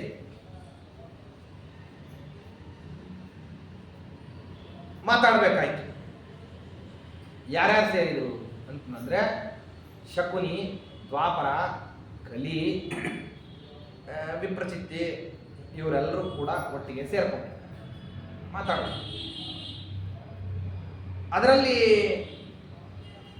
ಮಾತಿನ ಸಾರಾಂಶ ಏನಂದ್ರೆ, ಕೃಷ್ಣೋ ದೈವಂ ಗುರುರ್ ಭೀಮಃ ವೇದವಿದ್ಯಾ ಚ ಪಾರ್ಷದಿ ತಸ್ಯಾಹ ಉತ್ಸಾದನೇನೈವ ಯಾತಸ್ತಾವತಿ ಸಂಕಟಂ ಅಂತ ಹೇಳಿ ಆತಿನ ಮೊದಲನೇ ಅಭಿಪ್ರಾಯ. ಇದೇ ಚರಮಾಭಿಪ್ರಾಯ, ಇಲ್ಲಿಂದ ಆರಂಭ. ಕೃಷ್ಣನೇ ವಾಸ್ತವದಲ್ಲಿ ದೇವರು. ಹರಿಸರ್ವೋತ್ತಮತ್ವದ ಬಗ್ಗೆ ನಮಗಷ್ಟೇ ಅಲ್ಲ, ಅವ್ರಿಗೂ ನಿಶ್ಚಯ ಇದೆ.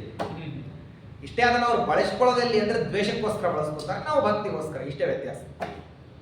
ಕೃಷ್ಣೋ ದೈವ. ಗುರುಗಳೇ ಯಾರು? ಗುರುರ್ ಭೀಮ. ವೇದವಿದ್ಯಾ ಯಾವುದು? ಅವಳೇ ದ್ರೌಪದಿ ದೇವಿ. ಈ ದೇವರು ಮತ್ತು ಈ ಗುರುಗಳನ್ನು ಇಬ್ಬರನ್ನು ಏನು ಮಾಡ್ಲಿಕ್ಕೆ ಆಗ್ತಾ ಇಲ್ಲ. ಯಾಕೆಂದ್ರೆ ಬಲದಿಂದ ಎಲ್ಲೆಲ್ಲಿ ಇವರನ್ನ ನಾವು ಹಿಂಸೆ ಮಾಡ್ಲಿಕ್ಕೆ ಅಂತ ಹೋಗಿದ್ದೇವೆ, ಅವ್ರು ಹೆಂಗ್ ಹೊಡೆದಿದ್ದಾರೆ ಅಂದ್ರೆ ಜನ್ಮ ಶರೀರನೇ ಬಿಟ್ಟು ನಾವು ಹೋಗ್ಬೇಕು. ನಾವು ಆ ರೀತಿ ನಮ್ಮನ್ನ ತಾಡಿಸಿ ಬಿಟ್ಟು ಕಳಿಸಿದ್ದಾರೆ. ಅದರಿಂದ ಇವ್ರನ್ನೇನು ಮಾಡ್ಲಿಕ್ಕಾಗೋದು. ಇವರು ವಾಸ್ತವದಲ್ಲಿ ಜನಮಾನಸದಲ್ಲಿ ಉಳಿದಿದ್ದು ಹೆಂಗೆ ಅಂದ್ರೆ ವೇದವಿದ್ಯಾದ ಮೂಲಕವಾಗಿ. ವೇದಶಾಸ್ತ್ರಗಳ ವಿದ್ಯೆ ಏನಿದೆ, ಪರಾಪರ ವಿದ್ಯಾ, ಈ ವಿದ್ಯಾದ ಮೂಲಕವಾಗಿ ಏನಾಗಿದ್ದಾರೆ ಅಂದ್ರೆ ಇವರು ಜಗತ್ತಿನಲ್ಲಿ ಪ್ರಸ್ತುತರಾಗಿದ್ದಾರೆ. ಪ್ರಸ್ತುತರಾಗಿರ್ತಕ್ಕಂತಹ ಇವರನ್ನ ವೇದವಿದ್ಯಾ ನಾಶ ಮಾಡಿಬಿಟ್ರೆ, ಹಿಂದನೂ ಕೂಡ ಕುರುಕ್ಷೇತ್ರದ ಯುದ್ಧ ನಡೆದಿದ್ದಕ್ಕೆ ಪ್ರಧಾನವಾದಂತಹ ಕಾರಣ ಏನು? ದ್ರೌಪದಿಯ ಅಪಮಾನ. ದ್ರೌಪದಿ ದೇವಿಯ ಅಪಮಾನವೇ ಕುರುಕ್ಷೇತ್ರದ ಯುದ್ಧಕ್ಕೆ ಕಾರಣ ಆದದ್ದು, ಬೇರೆದೇನೂ ಅಲ್ಲ. ಇವಾಗಲೂ ಅವರೆಲ್ಲ ಏನ್ ಮಾಡ್ತಾರೆ ಅಂದ್ರೆ, ಈ ಪಾರ್ಷತಿ ಅಂದ್ರೆ ಈ ದ್ರೌಪದಿ ದೇವಿ ಯಾವುದಕ್ಕೆ ಅಭಿಮಾನಿ ಇವಳು? ವೇದವಿದ್ಯೆ. ಇದನ್ನ ಹಾಳ ಮಾಡೋಣ ಅಂತ ಹೇಳಿ ಏನ್ ಮಾಡಿದ್ರು ಅವರು? ಅದಕ್ಕೆ ಒಂದು ರೌಂಡ್ ಟೇಬಲ್ ಕಾನ್ಫರೆನ್ಸ್, ಒಂದು ದುಂಡು ಮೇಜಿನ ಮಾಡಿದ್ರು. ಏನ್ ಮಾಡಬೇಕು? ಮೊದಲನೇದಾಗಿ ಕೆಲವರೆಲ್ಲ ಹೇಳಿದ್ರು, ಆ ಶಾಸ್ತ್ರ ಜಗತ್ತಿಗೆ ಸಿಗದೆ ಇರೋ ಹಂಗೆ ಗ್ರಂಥಗಳು ಮುಂತದ್ದು ಏನಿದೆ ಅದನ್ನ ಸುಟ್ಟು ಹಾಕಿಬಿಡೋಣ. ಇದು ಒಬ್ಬರ ವಾದ. ನಾನಾ ರೀತಿ ಇದೆ ಅದು ವಾದ. ಯಾಕಂದ್ರೆ ಶಾಸ್ತ್ರವನ್ನ ಕೆಡಿಸೋದು ನಾನಾ ಮುಖದಿಂದ, ಒಂದೇ ಮುಖದಿಂದ ಕೆಡಿಸೋದು ಅನ್ನೋದು ಕಲಿಯುಗದಲ್ಲಿಲ್ಲ. ತಪ್ಪು ತಿಳ್ಕೊಳ್ಳಿಕ್ಕೆ ಹೋಗ್ಬೇಡ್ರಿ. ಹಿಂದಿನ ಕಾಲಕ್ಕೆ ಒಬ್ಬನೇ ಜರಾಸಂಧ, ಒಬ್ಬ ಕಂಸ, ಒಬ್ಬ ನರಕಾಸುರ, ಒಬ್ಬ ಬಾಣಾಸುರ, ಒಬ್ಬ ಬಕಾಸುರ, ಒಬ್ಬ ಕಿರಿಮೀರ, ಒಬ್ಬ ಕೀಚಕ, ಒಬ್ಬ ಜಟಾಸುರ ಇದ್ದರನೇ ಜಗತ್ತಿಗೆ ತೊಂದರೆ ಆಗ್ತಾ ಇತ್ತು. ಈಗೇನಂತಂದ್ರೆ ಅಧಿಕಾರಕ್ಕೆ ಯಾರ್ಯಾರು ಬರ್ತಾರೋ ಎಲ್ಲರೂ ಇಂಥವ್ರೆ. ಅಧಿಕಾರವೂ ಕೂಡ ಒಬ್ಬರಿಗಿತ್ತ, ಒಬ್ಬನೇ ಎಷ್ಟು ಕಡೆ ಮಾಡ್ಲಿಕ್ಕೆ ಆಗ್ತದೆ? ಇಲ್ಲ. ಎಷ್ಟೆಷ್ಟು ತನ್ನ ವ್ಯಾಪ್ತಿಯಲ್ಲಿ ಅಧಿಕಾರಿ ಆಗಿರ್ತಾನೆ ಅಲ್ಲಲ್ಲಿ ಅಷ್ಟಷ್ಟು ಹಾಳು ಮಾಡೋದು. ಒಬ್ಬವನ್ ಏನನ್ನೋದು, ಈ ಮಠ ಮಂದಿರಗಳನ್ನೆಲ್ಲ ಒಡೆದು ಹಾಕ್ರಿ ಅಂತ ಅನ್ನೋದು ಒಬ್ಬವನು. ಇನ್ನೊಬ್ಬವನು ಇದ್ರಿ ಇರ್ಲಿ ರೀ, ಅಲ್ಲಿ ದುಡ್ಡು ಕಲೆಕ್ಟ್ ಆಗ್ತದೆ, ಅದನ್ನ ಏನ್ ಮಾಡೋಣ ಅಂತಂದ್ರೆ ನಾವು ಮತ್ತೆ ಮಸೀದಿ ಚರ್ಚ್ಗಳು ಮತಾಂತರವನ್ನು ಮಾಡ್ತಕ್ಕಂಥವ್ರು ಇವ್ರಿಗೆ ಹಂಚೋಣ ಅಂತ ಇನ್ನೊಬ್ಬ. ಮತ್ತೊಬ್ಬವನ್ ಏನ್ ಮಾಡೋದು, ಅದ್ರೊಳಗೇನೆ ಟ್ರಸ್ಟ್ ಒಳಗೇನೆ ಸೇರ್ಕೊಂಡ್ಬಿಡೋದು. ನೋಡ್ರಿ, ದುಡ್ಡು ಪಬ್ಲಿಕ್, ಇದನ್ನ ನಾವು ಪಬ್ಲಿಕ್ ವೆಲ್ಫೇರಿಗೆ ಉಪಯೋಗಿಸ್ಕೊಂಡ್ರೆ ಆಯ್ತು. ಪಬ್ಲಿಕ್ ವೆಲ್ಫೇರ್ ಅಂದ್ರೆ ಏನು? ಅಲ್ಲಿ ಮತ್ತೆ ವಿಚಾರ. ಜನಮನೋರಂಜನಕ್ಕೋಸ್ಕರವಾಗಿ ಬೇಕಾಗಿರತಕ್ಕಂತಹ ಕರ್ಮಗಳೇನಿದ್ದಾವ ಅದನ್ನು ಮಾಡ್ಬಿಡೋಣ.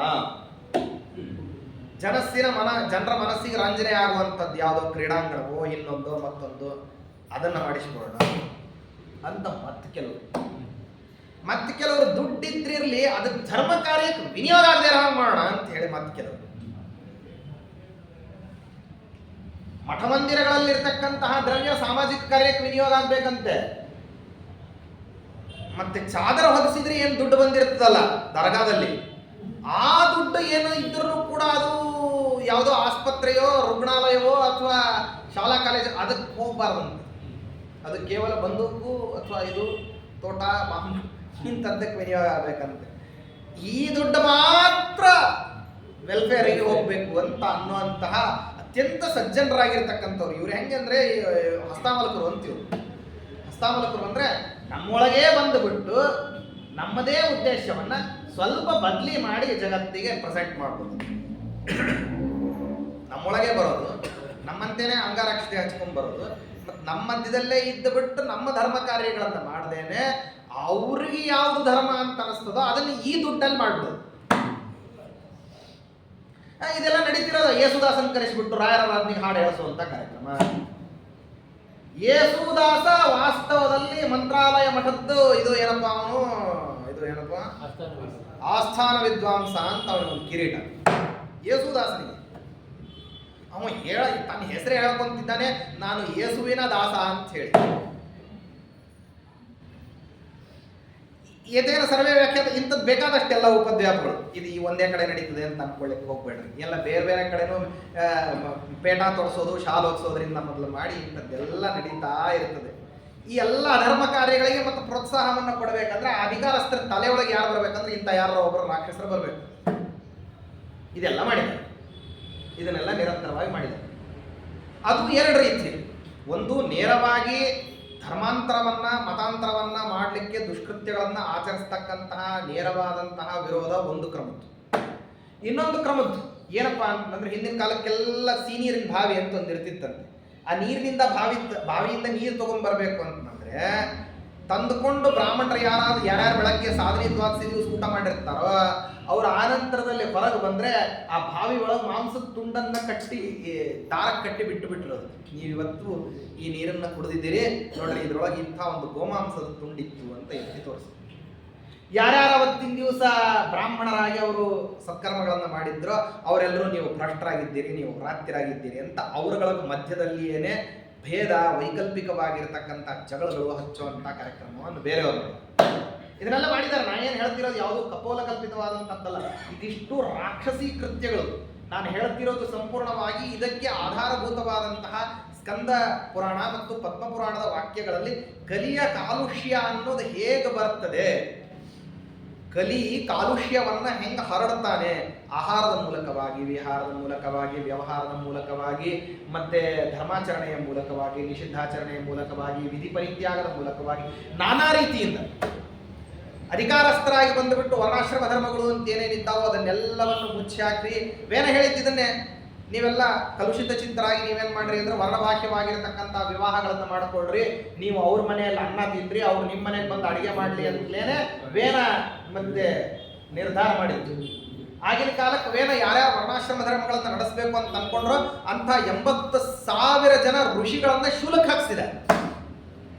ವೇನ ಪ್ರಕೃತ್ಯೈವ ಕಲಹ ಅಂತ ಹೇಳಿ ಭಾಗವತದಲ್ಲಿ ಹೇಳುತ್ತಾರೆ. ಇದನ್ನೆಲ್ಲ ಏನು ಇವರು ಇದಂ ಪ್ರಥಮತಃ ಇವತ್ತು ಮಾಡ್ಲಿಕ್ಕೆ ಬಂದ್ಬಿಟ್ಟಿದ್ದಾರೆ, ಅದರಿಂದ ಇವತ್ತು ಮಾಡ್ಲಿಕ್ಕೆ ಬಂದಿರುವಂಥದ್ದು ಅಷ್ಟೇ, ಈ ಅಧರ್ಮ ಹಿಂದೆಂದೂ ನಡೆದಿಲ್ಲ ಅಂತ ಅನ್ಕೊಳ್ಳಿಕ್ಕೆ ಹೋಗ್ಬೇಡ್ರಿ. ಇವರು ಪೂರ್ವಾಚಾರ್ಯರೆಲ್ಲರೂ ಜರಾಸಂಧಾಚಾರ್ಯರು, ವೇನಾಚಾರ್ಯರು ಮತ್ತೆ ಕಂಸಾಚಾರ್ಯರು ಅವರೆಲ್ಲರೂ ಹಿಂದಿದ್ರವರು, ಅವರು ಇಲ್ಲಿ ಏನಾಗಿದ್ದಾರೆ ಅಂದ್ರೆ ಆಂಶಿಕವಾಗಿ ಅವತಾರವನ್ನು ಮಾಡಿ ಮುಂದುವರಿಸ್ತಾ ಇದ್ದಾರೆ ಈ ಕಾರ್ಯಕ್ರಮ ಅಷ್ಟೇ, ಬೇರೆ ಏನೋ ವ್ಯತ್ಯಾಸನೂ ಇಲ್ಲ.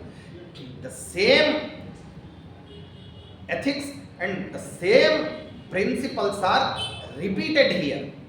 ಅವೇ ನಿಯಮಗಳು, ಅವೇ ವಿಷಯಗಳು ಬೇರೆ ರೂಪಾಂತರದಲ್ಲಿ ನಿಮಗೆ ಬರ್ತಾ ಇದೆ ಅಷ್ಟೇ ಹೊರತಾಗಿ ಬೇರೆ ಯಾವ ವಿಧವಾದಂತಹ ವ್ಯತ್ಯಾಸವೂ ನಿಮಗೆ ಜಗತ್ತಿನಲ್ಲಿ ಕಾಣ್ಲಿಕ್ಕೆ ಸಾಧ್ಯ ಇಲ್ಲ. ಅದನ್ನ ಯೋಗ್ಯರ ಹತ್ತಿರದಲ್ಲಿ ಎಲ್ಲರನ್ನೂ ಕೂಡ ಯೋಗ್ಯರಿಗೆ ಏನಾಗಬೇಕು, ಅನ್ನ ಆಹಾರಗಳಿಗೆ ತತ್ವಾರ ಬರಬೇಕು. ಇದನ್ನ ಮೇಲ್ವರ್ಗದವರು, ಬ್ರಾಹ್ಮಣರು ಇಂಥವರೆಲ್ಲರೂ ಕೂಡ ಅವರು, ಯಾಕೆಂದ್ರೆ ಜಗತ್ತಿನಲ್ಲಿ ಅಧರ್ಮ ಬರಬೇಕು ಅಂತಂದ್ರೆ ನೀವು ಅಧರ್ಮವನ್ನ, ಯಾರು ಧರ್ಮವನ್ನು ಸ್ವಯಂ ಪರಿತ್ಯಾಗ ಮಾಡಿದ್ದಾರೆ ಅವ್ರ ಕಡೆಯಿಂದ ನೀವು ಧರ್ಮ ಬಿಡ್ರಿ ಅಂತ ಹೇಳಿದ್ರೆ ಅಥವಾ ಅವ್ರು ಧರ್ಮ ಬಿಟ್ರೆ ತುಂಬಾ ವ್ಯತ್ಯಾಸ ಆಗೋಣವೇ ಇಲ್ಲ. ಅವ್ರು ಯಾರು ಧರ್ಮ ಬಿಡಬೇಕು ಅಂತ ಅನ್ಕೊಳ್ಳೋದಿಲ್ಲ ಅಥವಾ ಬಿಟ್ಟರು ಕೂಡ ತುಂಬಾ ವ್ಯತ್ಯಾಸ ಆಗೋದಿಲ್ಲ. ಎಲ್ಲಿ ಧರ್ಮ ಬಿಟ್ಟರೆ ವ್ಯತ್ಯಾಸ ಆಗ್ತದೆ ಅಂದ್ರೆ ಬ್ರಾಹ್ಮಣನಾದಂಥವನು ಧರ್ಮ ಪರಿತ್ಯಾಗ ಮಾಡಿದ ಅಂದ್ರೆ ಜಗತ್ತಿನಲ್ಲಿ ಬೇರೆಯವರೆಲ್ಲರೂ ಏನಂತಾರೆ, ಬ್ರಾಹ್ಮಣರೇ ಒಂದು ಮೇಲ್ಪಂಕ್ತಿ, ಅವರು ಧರ್ಮ ಬಿಟ್ಟಿದ್ದಾರೆ ಅಂದ ಮೇಲೆ ಧರ್ಮ ನಡೆಸಲಿಕ್ಕೆ ಆಗೋದಿಲ್ಲ, ಆದ್ರಿಂದ ನಾವು ಬಿಡಬಹುದು ಅನ್ನೋ ನಿರ್ಧಾರಕ್ಕೆ ಅವ್ರು ಬಂದ್ಬಿಡ್ತಾರೆ. ಇದನ್ನ ಅಲ್ಲಿ ಕಲಿಯ ಜೊತೆಗಿರತಕ್ಕಂತ ಎಲ್ಲಾ ವ್ಯಕ್ತಿಗಳು ಹೋಗಿ ಮಾತಾಡಿಸಿ ಕೇಳ್ತಾರೆ, ಏನೋ ಕಲಿ ನಮ್ದು ಏನಪ್ಪ ಗತಿ, ಯಾಕೆ ಅಂದ್ರೆ ಈ ಪರಶುರಾಮ್ ದೇವರು, ಈ ವೇದವ್ಯಾಸ ದೇವರು, ಈ ಯಾದವ ಕೃಷ್ಣ ಇವರೆಲ್ಲರೂ ಹಿಂಗೆ ಧರ್ಮ ಪ್ರತಿಷ್ಠಾಪನೆ ಮಾಡಿಬಿಟ್ರೆ ನಾವು ಹೆಂಗೆ ನಿನ್ನ ಯುಗ ಹೆಂಗೆ ನಡಿಬೇಕು, ನೀನು ಹೆಂಗೆ ಅಭಿಮಾನಿಯಾಗಿ ನಡೆಸ್ತೀನಿ. ಅದಕ್ಕೆ ಅವನ್ನ ಕೇಳ್ತಾನೆ, ಏನು ಸಮಸ್ಯೆ ಇಲ್ಲ, ಯಾರ ಮೂಲಕವಾಗಿ ಧರ್ಮವನ್ನು ತಂದಿದ್ದಾನೋ ಅವ್ರ ಮೂಲಕವಾಗಿ ಅಧರ್ಮ ತಂದು ಬಿಡ್ತೇನೆ. There is a no change of uniform. ನಿಮ್ದು ಯಾವುದೇ ವಿಧವಾಗಿರ್ತಕ್ಕಂಥ ಯೂನಿಫಾರ್ಮ್ ಆಗಲಿ ಇನ್ನೊಂದಾಗಲಿ ಯಾವುದನ್ನು ಬದಲಿಸೋದಿಲ್ಲ. ನೀವು ಹೆಂಗಿರ್ತೀರೋ ಹಂಗಂಗೆ ಇರ್ತೀರಿ. ಆದ್ರೆ ಒಂದೇ ವ್ಯತ್ಯಾಸ ಏನ್ ಮಾಡ್ತೀನಿ, ನಿಮ್ಮ ಬಾಯಿಂದ ಧರ್ಮ ವಚನಗಳು ಅಂತ ಜಗತ್ತು ಪಾಮರ ಜನ ನೀವೇನು ಹೇಳ್ತೀರೋ ಅದನ್ನ ಧರ್ಮ ಅಂತ ತಿಳ್ಕೊಂಡಿರ್ತಾರೆ. ನಿಮ್ಮ ಬಾಯಿಂದ ಅಧರ್ಮ ಹೇಳಿಸ್ಬಿಟ್ರೆ ಮುಗಿದೋಯ್ತು.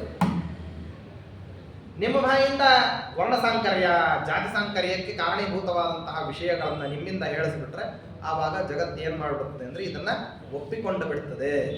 ಅದಕ್ಕಾಗಿ ಕಲಿಪುರುಷ ಏನ್ ಮಾಡ್ದ ಅಂದ್ರೆ ಮೊದಲನೇದಾಗಿ ಇದಕ್ಕೆ ಕಾರಣೀಭೂತರಾಗಿರ್ತಕ್ಕಂಥವ್ರು ಯಾರ್ಯಾರು ಉತ್ತಮ ಜಾತಿಯ ವರ್ಗದವರಿದ್ದಾರೋ ಅವರವರಲ್ಲಿಯೇ ತನ್ನವರನ್ನು ಹುಟ್ಲಿಕ್ಕೆ ಆದೇಶವನ್ನು ಮಾಡ್ತಾರೆ.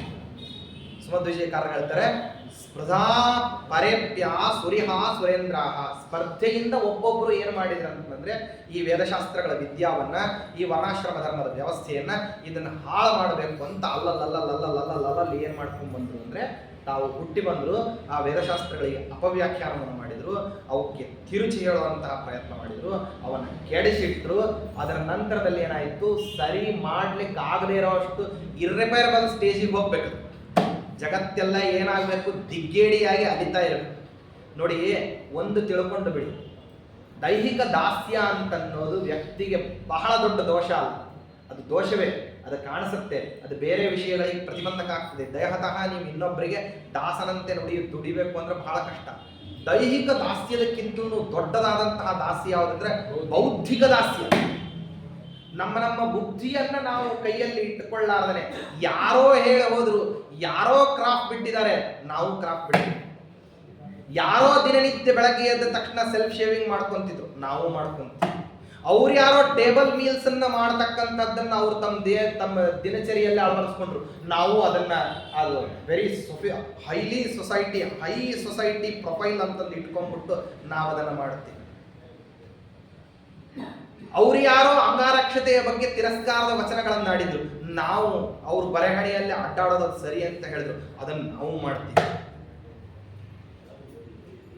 ಈ ದಾಸ್ಯ ಮನೋಭಾವನೆ ಏನಿದೆಯಲ್ಲ, ಇದನ್ನ ಬೌದ್ಧಿಕ ದಾಸ್ಯ ಅಂತ ನಂಬ್ತೀವಿ ಶಾಸ್ತ್ರದಲ್ಲಿ. ಈ ಬೌದ್ಧಿಕ ದಾಸ್ಯ ಏನಿದೆಯಲ್ಲ, ಈ ಬೌದ್ಧಿಕ ದಾಸ್ಯ ದೈಹಿಕ ದಾಸ್ಯದಕ್ಕಿಂತಲೂ ಅತ್ಯಂತ ಕಠೋರವಾದಂತ. ಈ ಬೌದ್ಧಿಕ ದಾಸ್ಯ ಬಂದುಬಿಟ್ರೆ 200 ವರ್ಷ ಆಗೋಯ್ತು ಅವರು ಬಂದು, ಅವ್ರು ಯಾವ್ಯಾವ್ದು ಕೆಲಸಕ್ಕೆ ಬರದೇ ಇರೋ ಕಾನೂನುಗಳನ್ನು ಮಾಡಿಟ್ಟೋಗಿದ್ದಾರೆ. ಅವ್ರು ಎಷ್ಟೆಷ್ಟು ಈಗೆಲ್ಲ ತುಂಬಾ ರಿಲೀಸ್ ಮಾಡ್ತಿರುವಂತದ್ದು, ಅವ್ರು ಯಾವುದೋ ಕಾಲದಲ್ಲಿ ಏನ್ ಮಾಡಿದ್ರು ಅಂದ್ರೆ IPC ಅಂತ ಮಾಡಿಟ್ಟೋದ್ರಂತೆ, ಅದನ್ನ ಭಾರತೀಯ ದಂಡ ಸಂಹಿತೆ ಅಂತ ಬದಲಿಸ್ಲಿಕ್ಕೆ 80 ವರ್ಷ ಬೇಕಾಯ್ತು. ಇಂಡಿಯನ್ ಪೀನಲ್ ಕೋಡ್ ಅಂತಂದು ಹೇಳಿ ಅವ್ರು ಮಾಡಿಟ್ಟಿದ್ದನ್ನು ಇವ್ರು ಚೇಂಜ್ ಮಾಡ್ಲಿಕ್ಕೆ ಏನಾಯ್ತು ಅಂದ್ರೆ 75-80 ವರ್ಷ ಬೇಕಾಯ್ತು. ಎಲ್ಲೆಲ್ಲೋ ಏನೇನೋ ಅವ್ರು ಮಾಡಿದ್ದಾರೆ.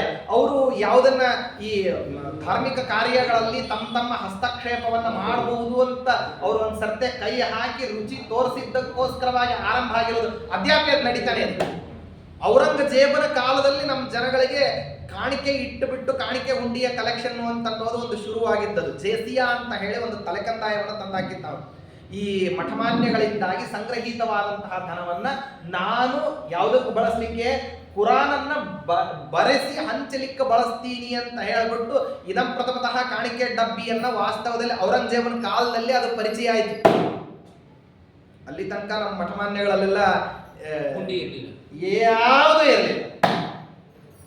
ನಮ್ಮಲ್ಲೆಲ್ಲ ಇನ್ನು ಕೃತಾದಿ ಯುಗಗಳಲ್ಲಿ ಹೆಂಗಿತ್ತಂತಂದ್ರೆ ಸಾಕ್ಷಾತ್ತಾಗಿ ಬ್ರಾಹ್ಮಣನೇ ಕೂಡಿಸ್ಬಿಟ್ಟು ದೇವ್ರ ಮಂಟಪದಲ್ಲಿ ಕೂಡಿಸಿ ಪೂಜೆ ಮಾಡಿಬಿಟ್ರೆ ಬ್ರಾಹ್ಮಣನಿಗೆ ಪೂಜೆ ಮಾಡಿದ್ರೆ ಅದೇ ಪೂಜೆ ಅಂತ ಹೇಳ್ತಿದ್ರಂತೆ. ಸಾಲಿಗ್ರಾಮ ಪೂಜೆ ತುಂಬಾ ಅರ್ವಾಚೀನ ನಮ್ಮಲ್ಲಿ.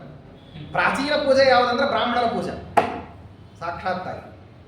ಆನಂತರದಲ್ಲಿ ಯುಗ ಪ್ರಭೇದದಲ್ಲಿ ನಮಗೆ ಸದಾಕಾಲಕ್ಕೂ ಉಪಾಸನಕ್ಕೆ ಒಂದು ಮೂರ್ತಿ ಬೇಕು ಅಂತ ಅನ್ನೋ ದೃಷ್ಟಿಯಿಂದಾಗಿ ಹೊರಟಿರ್ತಕ್ಕಂಥದ್ದು ಅಚಲ ಪ್ರತಿಮಾದಲ್ಲಿ ಪೂಜಾ ಮಾಡ್ತಕ್ಕಂಥದ್ದು ಶಾಲಿಗ್ರಾಮ ವಿಗ್ರಹಾರಾಧನಾ ಅಂತ ಅನ್ನೋದು ಅರ್ವಾಚೀನ ಪದ್ಧತಿ. ಅರ್ವಾಚೀನ ಪದ್ಧತಿಯಲ್ಲಿ ನಾವು ಆ ಪ್ರಾಚೀನ ಪದ್ಧತಿಯನ್ನ ಮೊದಲು ಕಡಿಮೆ ಮಾಡ್ಕೊಂಡಿದ್ವಿ, ಕ್ರಮೇಣ ಬಿಟ್ವಿ ನಾವು. ಬ್ರಾಹ್ಮಣಾರಾಧನಾ ಅಂತನ್ನೋದೇ ಒಂದು ಇತ್ತು ನಮ್ಮಲ್ಲಿ ಪರಿಪಾಠ. ಅದು ಕ್ರಮೇಣ ಏನಾಗೋಗ್ಬಿಡ್ತು, ನಿಂತು ಹೋಗ್ಬಿಡ್ತು.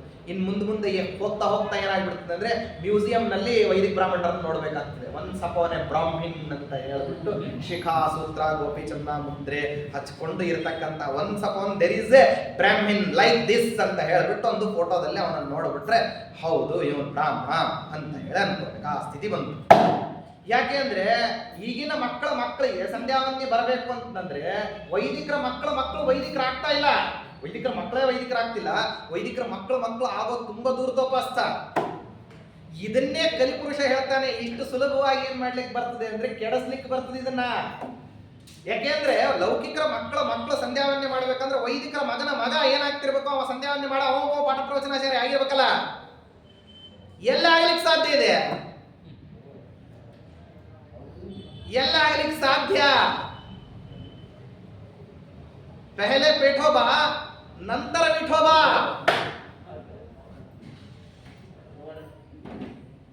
ಈ ಸಮಸ್ಯೆಗಳು ಬರ್ತಾ ಇದೆ. ನಾವು ದೊಡ್ಡ ದೊಡ್ಡಾಗಿ ಗುಡಿಗಳನ್ನ, ಗುಂಡಾರಗಳನ್ನ, ದೊಡ್ಡ ದೊಡ್ಡ ಸ್ಕೀಮ್ಗಳನ್ನ ಹಾಕಿಬಿಟ್ಟು ನವರತ್ನ ರಥ, ಬೆಳ್ಳಿ ಕವಚ, ಬಂಗಾರದ ಕವಚ, ನವರತ್ನ ಕವಚ, ರಥ, ಪಲ್ಲಕ್ಕಿ, ಆನೆ ಮೇಲೆ ಮೆರವಣಿಗೆ, ಪ್ರೊಸೆಷನ್, ಈ ಕಾರ್ಯಕ್ರಮಗಳಲ್ಲಿ ನಾವು ಬ್ಯುಸಿ ಇದ್ದೀವಿ.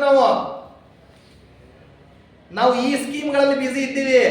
ಮಠ ಎಲ್ಲ ಕಟ್ಟಿದ್ರಿ, ಬಹಳ ಸಂತೋಷ. ಪೂಜೆ ಮಾಡೋನು ಯಾರು? ಆನೆ ತಗೊಳ್ಳೋದು ದೊಡ್ಡ ಸಮಸ್ಯೆ ಅಲ್ಲ, ಅದಕ್ಕೆ ದಿನನಿತ್ಯ ಕಬ್ಬು ಹಾಕೋದು ಎಲ್ಲಿಂದ?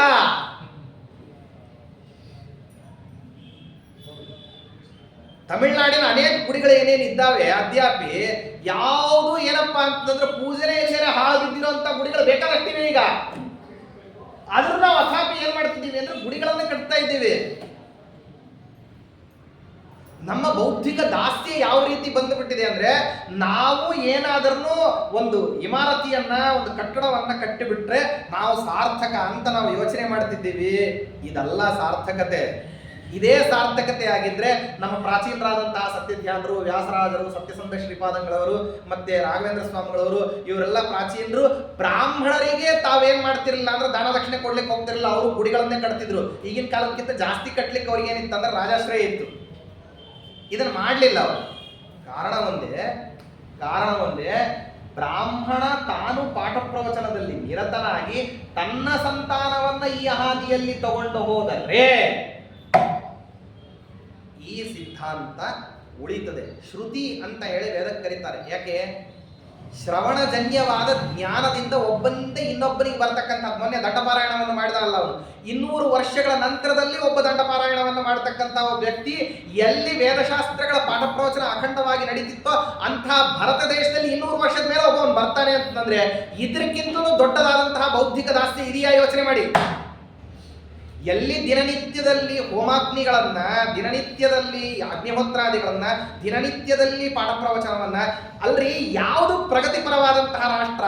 ಯಾರಿಗೆ ಬಟ್ಟೆ ಹಾಕೋಬೇಕು ಅಂತ ಜ್ಞಾನ ಬಂದಿದ್ದೆ ಕೆಲವು ವರ್ಷಗಳ ಕೆಳಗೆ, ಅಂಥದ್ರಲ್ಲಿ ಬಟ್ಟೆ ಹಾಕೋದಲ್ಲ, ಯಾಕೆ ಹಾಕೋಬೇಕು ಅಂತನ್ನೋ ಕಾರಣ ಈ ಭಾರತೀಯ ಸಂಹಿತೆಯಲ್ಲಿ, ಭಾರತೀಯ ತತ್ವ ಸಂಹಿತೆಯಲ್ಲಿ, ಭಾರತೀಯ ಶಾಸ್ತ್ರದಲ್ಲಿ, ಭಾರತೀಯ ನಾಗರಿಕತೆಯ ಪ್ರಪಂಚದಲ್ಲಿ ಇತ್ತು ಅಂದ್ರೆ ನಾವ ಪ್ರಗತಿಪರರು, ಆ ಮೂರ್ಖರುಗಳ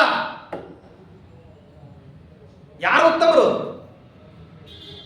ಇದನ್ನೇ ಬೌದ್ಧಿಕ ದಾಸ್ಯ ಅಂತ ಹೇಳ್ತಿರೋದು. ನಾವು ಯಾರನ್ನ ಪ್ರಗತಿಪರರು ಅಂತ ಅಂತಿದ್ದೀವಿ, ಅವರು ವಾಸ್ತವದಲ್ಲಿ ಪ್ರಗತಿಪರರಲ್ಲ. ಅವರಿಗೆ ಜಗತ್ತಿನಲ್ಲಿ ಬದುಕುವಂತಹ ಯಾವ ಅರ್ಹತೆಗಳು ಇಲ್ಲ. ಇದನ್ನ ಕಲಿಪುರುಷ ಹೇಳ್ತಾನೆ.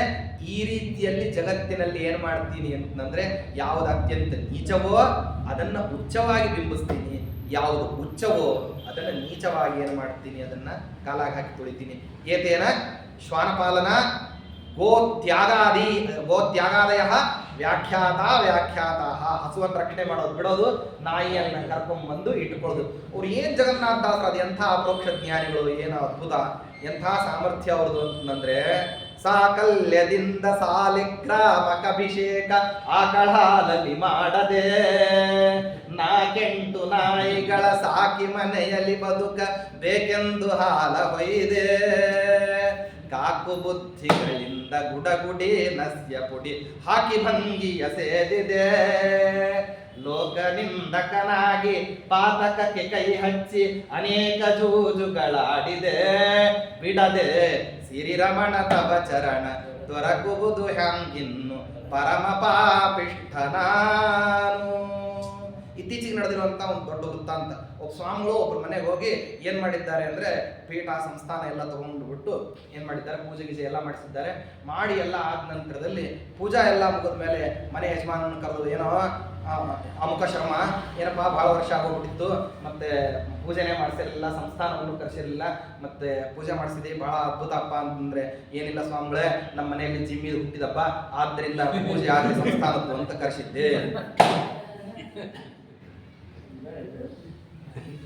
ಸ್ವಾಮಿಗಳದ್ದು ಪೂಜೆ ಆಗಿ ಭಿಕ್ಷೆ ಆಗ್ಬಿಟ್ಟಿದೆ ಪಾಪ. ಈಗ ಏನ್ ಮಾಡ್ಕೋಬೇಕು? ಹೊಟ್ಟೆ ತೊಳ್ಕೊತಿರೋ, ತಲೆ ತೊಳ್ಕೊತಿರ, ಏನ ಬೇಕಾದ ತೊಳ್ಕೊಳ್ರಿ.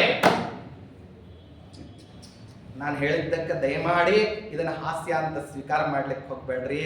ಇದೊಂದು ಕೆಟ್ಟ ಹಾಸ್ಯ, ಇದೊಂದು ಕುಹಾಸ್ಯ, ಇದು ಅಪಹಾಸ್ಯ. ಇದು ನಾನು ಹೇಳ್ತಿರೋದು ಅಷ್ಟರ ಮಟ್ಟಿಗೆ ನಮ್ಮಲ್ಲಿ ಬೌದ್ಧಿಕ ದಾಸ್ಯ ಬಂದುಬಿಟ್ಟು ಏನಾಗ್ತಾ ಇದೆ ಅಂದರೆ ನಾವು ನಮ್ಮ ಸಂಸ್ಕಾರಗಳಿಂದ ವಂಚಿತರಾಗ್ತಿದ್ದೀವಿ. ಕಲಿಪುರುಷ ನಡೆಸ್ತಕ್ಕಂತಹ ಅಧರ್ಮದ ಆಟದಲ್ಲಿ ನಾವು ಪ್ರತ್ಯಕ್ಷವಾಗಿ ಪರೋಕ್ಷವಾಗಿ ದಾಳಗಳಾಗ್ತೀವಿ. ಅದನ್ನು ಹೇಳ್ತಾರೆ ಅವರು, ಕುಶಾಸ್ತ್ರಂ ಯದಿಶತ, ಕೆಟ್ಟವಾದಂತಹ ಶಾಸ್ತ್ರವನ್ನ ಜಗತ್ತಿನಲ್ಲಿ ಮಾಡಿದ ಮಣಿಮತ್ ಪೂರ್ವಕ ಅದನ್ನ ಮಾಡಿದ್ರು. ಅದನ್ನ ಏನ್ ಮಾಡ್ತಾರೆ ಅಂದ್ರೆ ನಮ್ಮ ಅನುವಾದವನ್ನು ಅವ್ರೇನ್ ಮಾಡಿದ್ರು ಅಂತಹ ಮಾಡಿರ್ತಕ್ಕಂತಹ ವ್ಯಕ್ತಿಗಳನ್ನ ಪೂರ್ವಾವತಾರದಲ್ಲಿ ಯಾವ ಭೀಮಸೇನ ದೇವರು ಸಂಹಾರ ಮಾಡಿದ್ರು, ಆ ಸಂಹಾರ ಮಾಡಿರ್ತಕ್ಕಂತಹ ಭೀಮಸೇನ ದೇವರು ಪಾತು ಸೋಸ್ಮಾನ್, ಅಂಥವ್ರು ನಮ್ಮನ್ನು ರಕ್ಷಣೆ ಮಾಡಲಿ ಅಂತ ಹೇಳಿದ್ರು. ಇಂಥವ್ರು ಮತ್ತೆ ಇದೆಲ್ಲ ಅಜ್ಞಾನ, ಈ ರೀತಿಯಲ್ಲಿ ಅಜ್ಞಾನ, ಅನ್ಯಥಾ ಜ್ಞಾನ, ವಿಪರೀತ ಜ್ಞಾನ. ನಾ ಇನ್ನೂ ಹೇಳ್ತಕ್ಕಂಥದ್ದು ಮತ್ತೆ ಆಚಾರ್ಯರ ಅವತಾರ ಆಗಿನೇ 800 ವರ್ಷ ಆಗಿಬಿಟ್ಟಿದೆ. ಅದು ಏನಾಗಿದೆ ಅಂದ್ರೆ ಅನುಸ್ಯೂತವಾಗಿ ಒಂದ್ಸರ್ತಿ ಪಾರ್ಥೇನಿಯಂ ಎಲ್ಲರ ಬಿದ್ದಿದ ಮೇಲೆ ಈಗ ಒಂದು 50-100 ವರ್ಷದ ಕೆಳಗೆ ಭಾರತ ದೇಶದಲ್ಲಿ ಪಾರ್ಥೇನಿಯಂ ಇರಲಿಲ್ಲಂತೆ. ಅದನ್ನು ಒಬ್ಬವನು ಕುಬುದ್ಧಿ ಪ್ರೇರಿತನಾಗಿ ಇಲ್ಲಿ ತುಂಬಾ ಫಲವತ್ತಾದಂತಹ ಭೂಮಿ ಇದೆ, ಅದಕ್ಕಾಗಿ ಏನ್ ಮಾಡ್ಬೇಕು, ಇವ್ರು ಭೂಮಿಯಲ್ಲಿ ಒಂದಿಷ್ಟು ನಾಶ ಮಾಡಬೇಕು ಅಂದ್ರೆ ಒಂದಿಷ್ಟು ಪಾರ್ಥೇನಿಯಂ ಬೀಜಗಳನ್ನ ಎಸ್ತೋಗೋಣ ಅಂತ ಎಸದ್ನಂತವ್. ಅವು ಗಾಳಿಯ ಮೂಲಕವಾಗಿ ಎಲ್ಲಾ ಕಡೆ ಹರಡಿ ಏನಾಯ್ತು ಅಂದ್ರೆ 15% ಭೂಮಿ ಏನಾಯ್ತು ಅಂತಂದ್ರೆ ಅದು ಆವಾಗಿನ ಕಾಲಕ್ಕೇನೆ ಕೃಷಿ ಭೂಮಿಯಿಂದ ಅದು ನಾಶ ಆಯ್ತು. ಅದು ಇವತ್ತಿಗೂ ಏನಾಗ್ತಿಲ್ಲ ಅಂದ್ರೆ ಅದನ್ನ ಸಂಪೂರ್ಣ ಪ್ರಮಾಣದಲ್ಲಿ ರಿಮೂವ್ ಮಾಡ್ಲಿಕ್ಕೆ ಆಗ್ತಿಲ್ಲ. ಅದು ಅಷ್ಟರ ಮಟ್ಟಿಗೆ ಅದು ಬಂದು ಕೂತಿದೆ. ಆರ್ಗ್ಯಾನಿಕ್ ಅಗ್ರಿಕಲ್ಚರ್ ನಲ್ಲಿ ಇಂಥದ್ದು ಅನೇಕ ವಿಧವಾದಂತಹ ಅನರ್ಥಗಳು ಕಾಲಕಾಲದಲ್ಲಿ ನಮ್ಮ ಮೇಲೆ ಬೇರೆ ಬೇರೆಯವರು ಮಾಡ್ತಕ್ಕಂತಹ ಏನೇನು ವಿಪರ್ಯಾಸಗಳಿದ್ದಾವೆ, ಏನೇನು ಕೆಮಿಕಲ್ ವಾರ್ಗಳಿವೆ, ಇದನ್ನೆಲ್ಲ ಬೇಕಾದಷ್ಟು ಹೇಳ್ತಾರೆ. ಕೇಳಿದರೆ ಕಲಿಪುರುಷನ ವ್ಯಾಪಾರವನ್ನು ಪ್ರತಿಯೊಂದು ಕ್ಷೇತ್ರದಲ್ಲಿ, ಅದು ಶೈಕ್ಷಣಿಕ ಕ್ಷೇತ್ರ ಆಗಿರ್ಬೋದು, ವೈದ್ಯಕೀಯ ವಿದ್ಯೆ ಆಗಿರ್ಬೋದು, ಕೌಟುಂಬಿಕ ಕ್ಷೇತ್ರ ಆಗಿರ್ಬೋದು, ನ್ಯಾಯಸ್ಥಾನಗಳಿರ್ಬೋದು, ತತ್ವಜ್ಞಾನದ ಶಾಸ್ತ್ರ ಇರ್ಬೋದು, ಪ್ರತಿಯೊಂದು ಕಡೆಗೆ ಕಲಿಯ ವ್ಯಾಪಾರಗಳನ್ನು ಕೇಳಿದಂತಹ ಸಂದರ್ಭದಲ್ಲಿ ಪರಮಾತ್ಮ ನಮ್ಮನ್ನು ಎಷ್ಟು ಚೆನ್ನಾಗಿ ಕಾಪಾಡಬೇಕು, ಪಾಂತೋಸ್ಮಾನ್ ಅಂತ ನಾವು ಹೇಳ್ತೀವಲ್ಲ, ಎಷ್ಟು ಕಡೆಯಿಂದ ಪರಮಾತ್ಮ ರಕ್ಷಣೆ ಮಾಡಬೇಕು ಅಂದ್ರೆ ಅವನು ಎಷ್ಟು ಕಣ್ಣಿದ್ದಾವಲ್ಲ ಅಷ್ಟೂ ಕಣ್ಣಿನಿಂದ ರಕ್ಷಣೆ ಮಾಡಿದ್ರೆ ನಮ್ಮ ಎಲ್ಲಾ ಕ್ಷೇತ್ರಗಳು ಸರಿ ಹೋಗ್ತವೆ. ಇಲ್ಲ ಅಂದ್ರೆ ಒಂದಿಲ್ಲ ಒಂದು ಕ್ಷೇತ್ರದಲ್ಲಿ ಕಲಿಗೆ ನಾವೇನಾಗಿರ್ತೀವಿ ಅಂದ್ರೆ ದಾಸಾನುದಾಸರಾಗಿರ್ತೀವಿ. ಅಂಥ ಅಜ್ಞಾನವನ್ನ ಮತ್ತೆ ಉತ್ಸಾಹನ ಮಾಡೋದಕ್ಕೋಸ್ಕರವಾಗಿ ದೇವತಾ ವ್ಯಕ್ತಿಗಳ ಪ್ರಾರ್ಥನಾ ಮತ್ತು ಭಗವಂತನ ಆದೇಶ, ಅದಕ್ಕೋಸ್ಕರವಾಗಿ ಏನು ಮಾಡಿದ್ರು ಅಂದರೆ ಮತ್ತೆ ರೌಪ್ಯ ಪೀಠಾಲಯದಲ್ಲಿ ಇರತಕ್ಕಂತಹ ಮತ್ತೆ ಮಧ್ಯಾಲಯ ನದಿಗೆ ಭಟ್ಟರು ಅಂತನ್ನುವಂತಹ ಮಹಾನುಭಾವರು ವೇದವತಿ ದೇವಿ ಇರುವಂತಹ ಅನ್ನುವಂತಹ ದಂಪತಿಗಳಲ್ಲಿ ಏನು ಮಾಡಿದ್ದಾರೆ, ವಾಸುದೇವ ಅಂತನ್ನುವಂತಹ ಹೆಸರಿನಿಂದ ಆಚಾರ್ಯರು ಅವತಾರವನ್ನು ಮಾಡಿದರು ಅಂತ ಹೇಳ್ತಾರೆ. ಈ ಆಚಾರ್ಯನ ಅವತಾರದ ನಂತರದಲ್ಲಿ ಹ್ಯಾಂಗೆ ಪ್ರತಿಯೊಂದು ಕಡೆಗೆ ಅಜ್ಞಾನವನ್ನು ನಿರ್ಮೂಲನ ಮಾಡಲಿಕ್ಕೆ, ಅನ್ಯಥಾ ಜ್ಞಾನವನ್ನು ತೊಡೆದು ಹಾಕಲಿಕ್ಕೆ ಪ್ರತಿಯೊಂದು ಕಡೆಗೆ ನಮ್ಮ ಆಚಾರ್ಯ ಚರಿತ್ರೆ ಎಲ್ಲವೂ ಗೊತ್ತಿದೆ.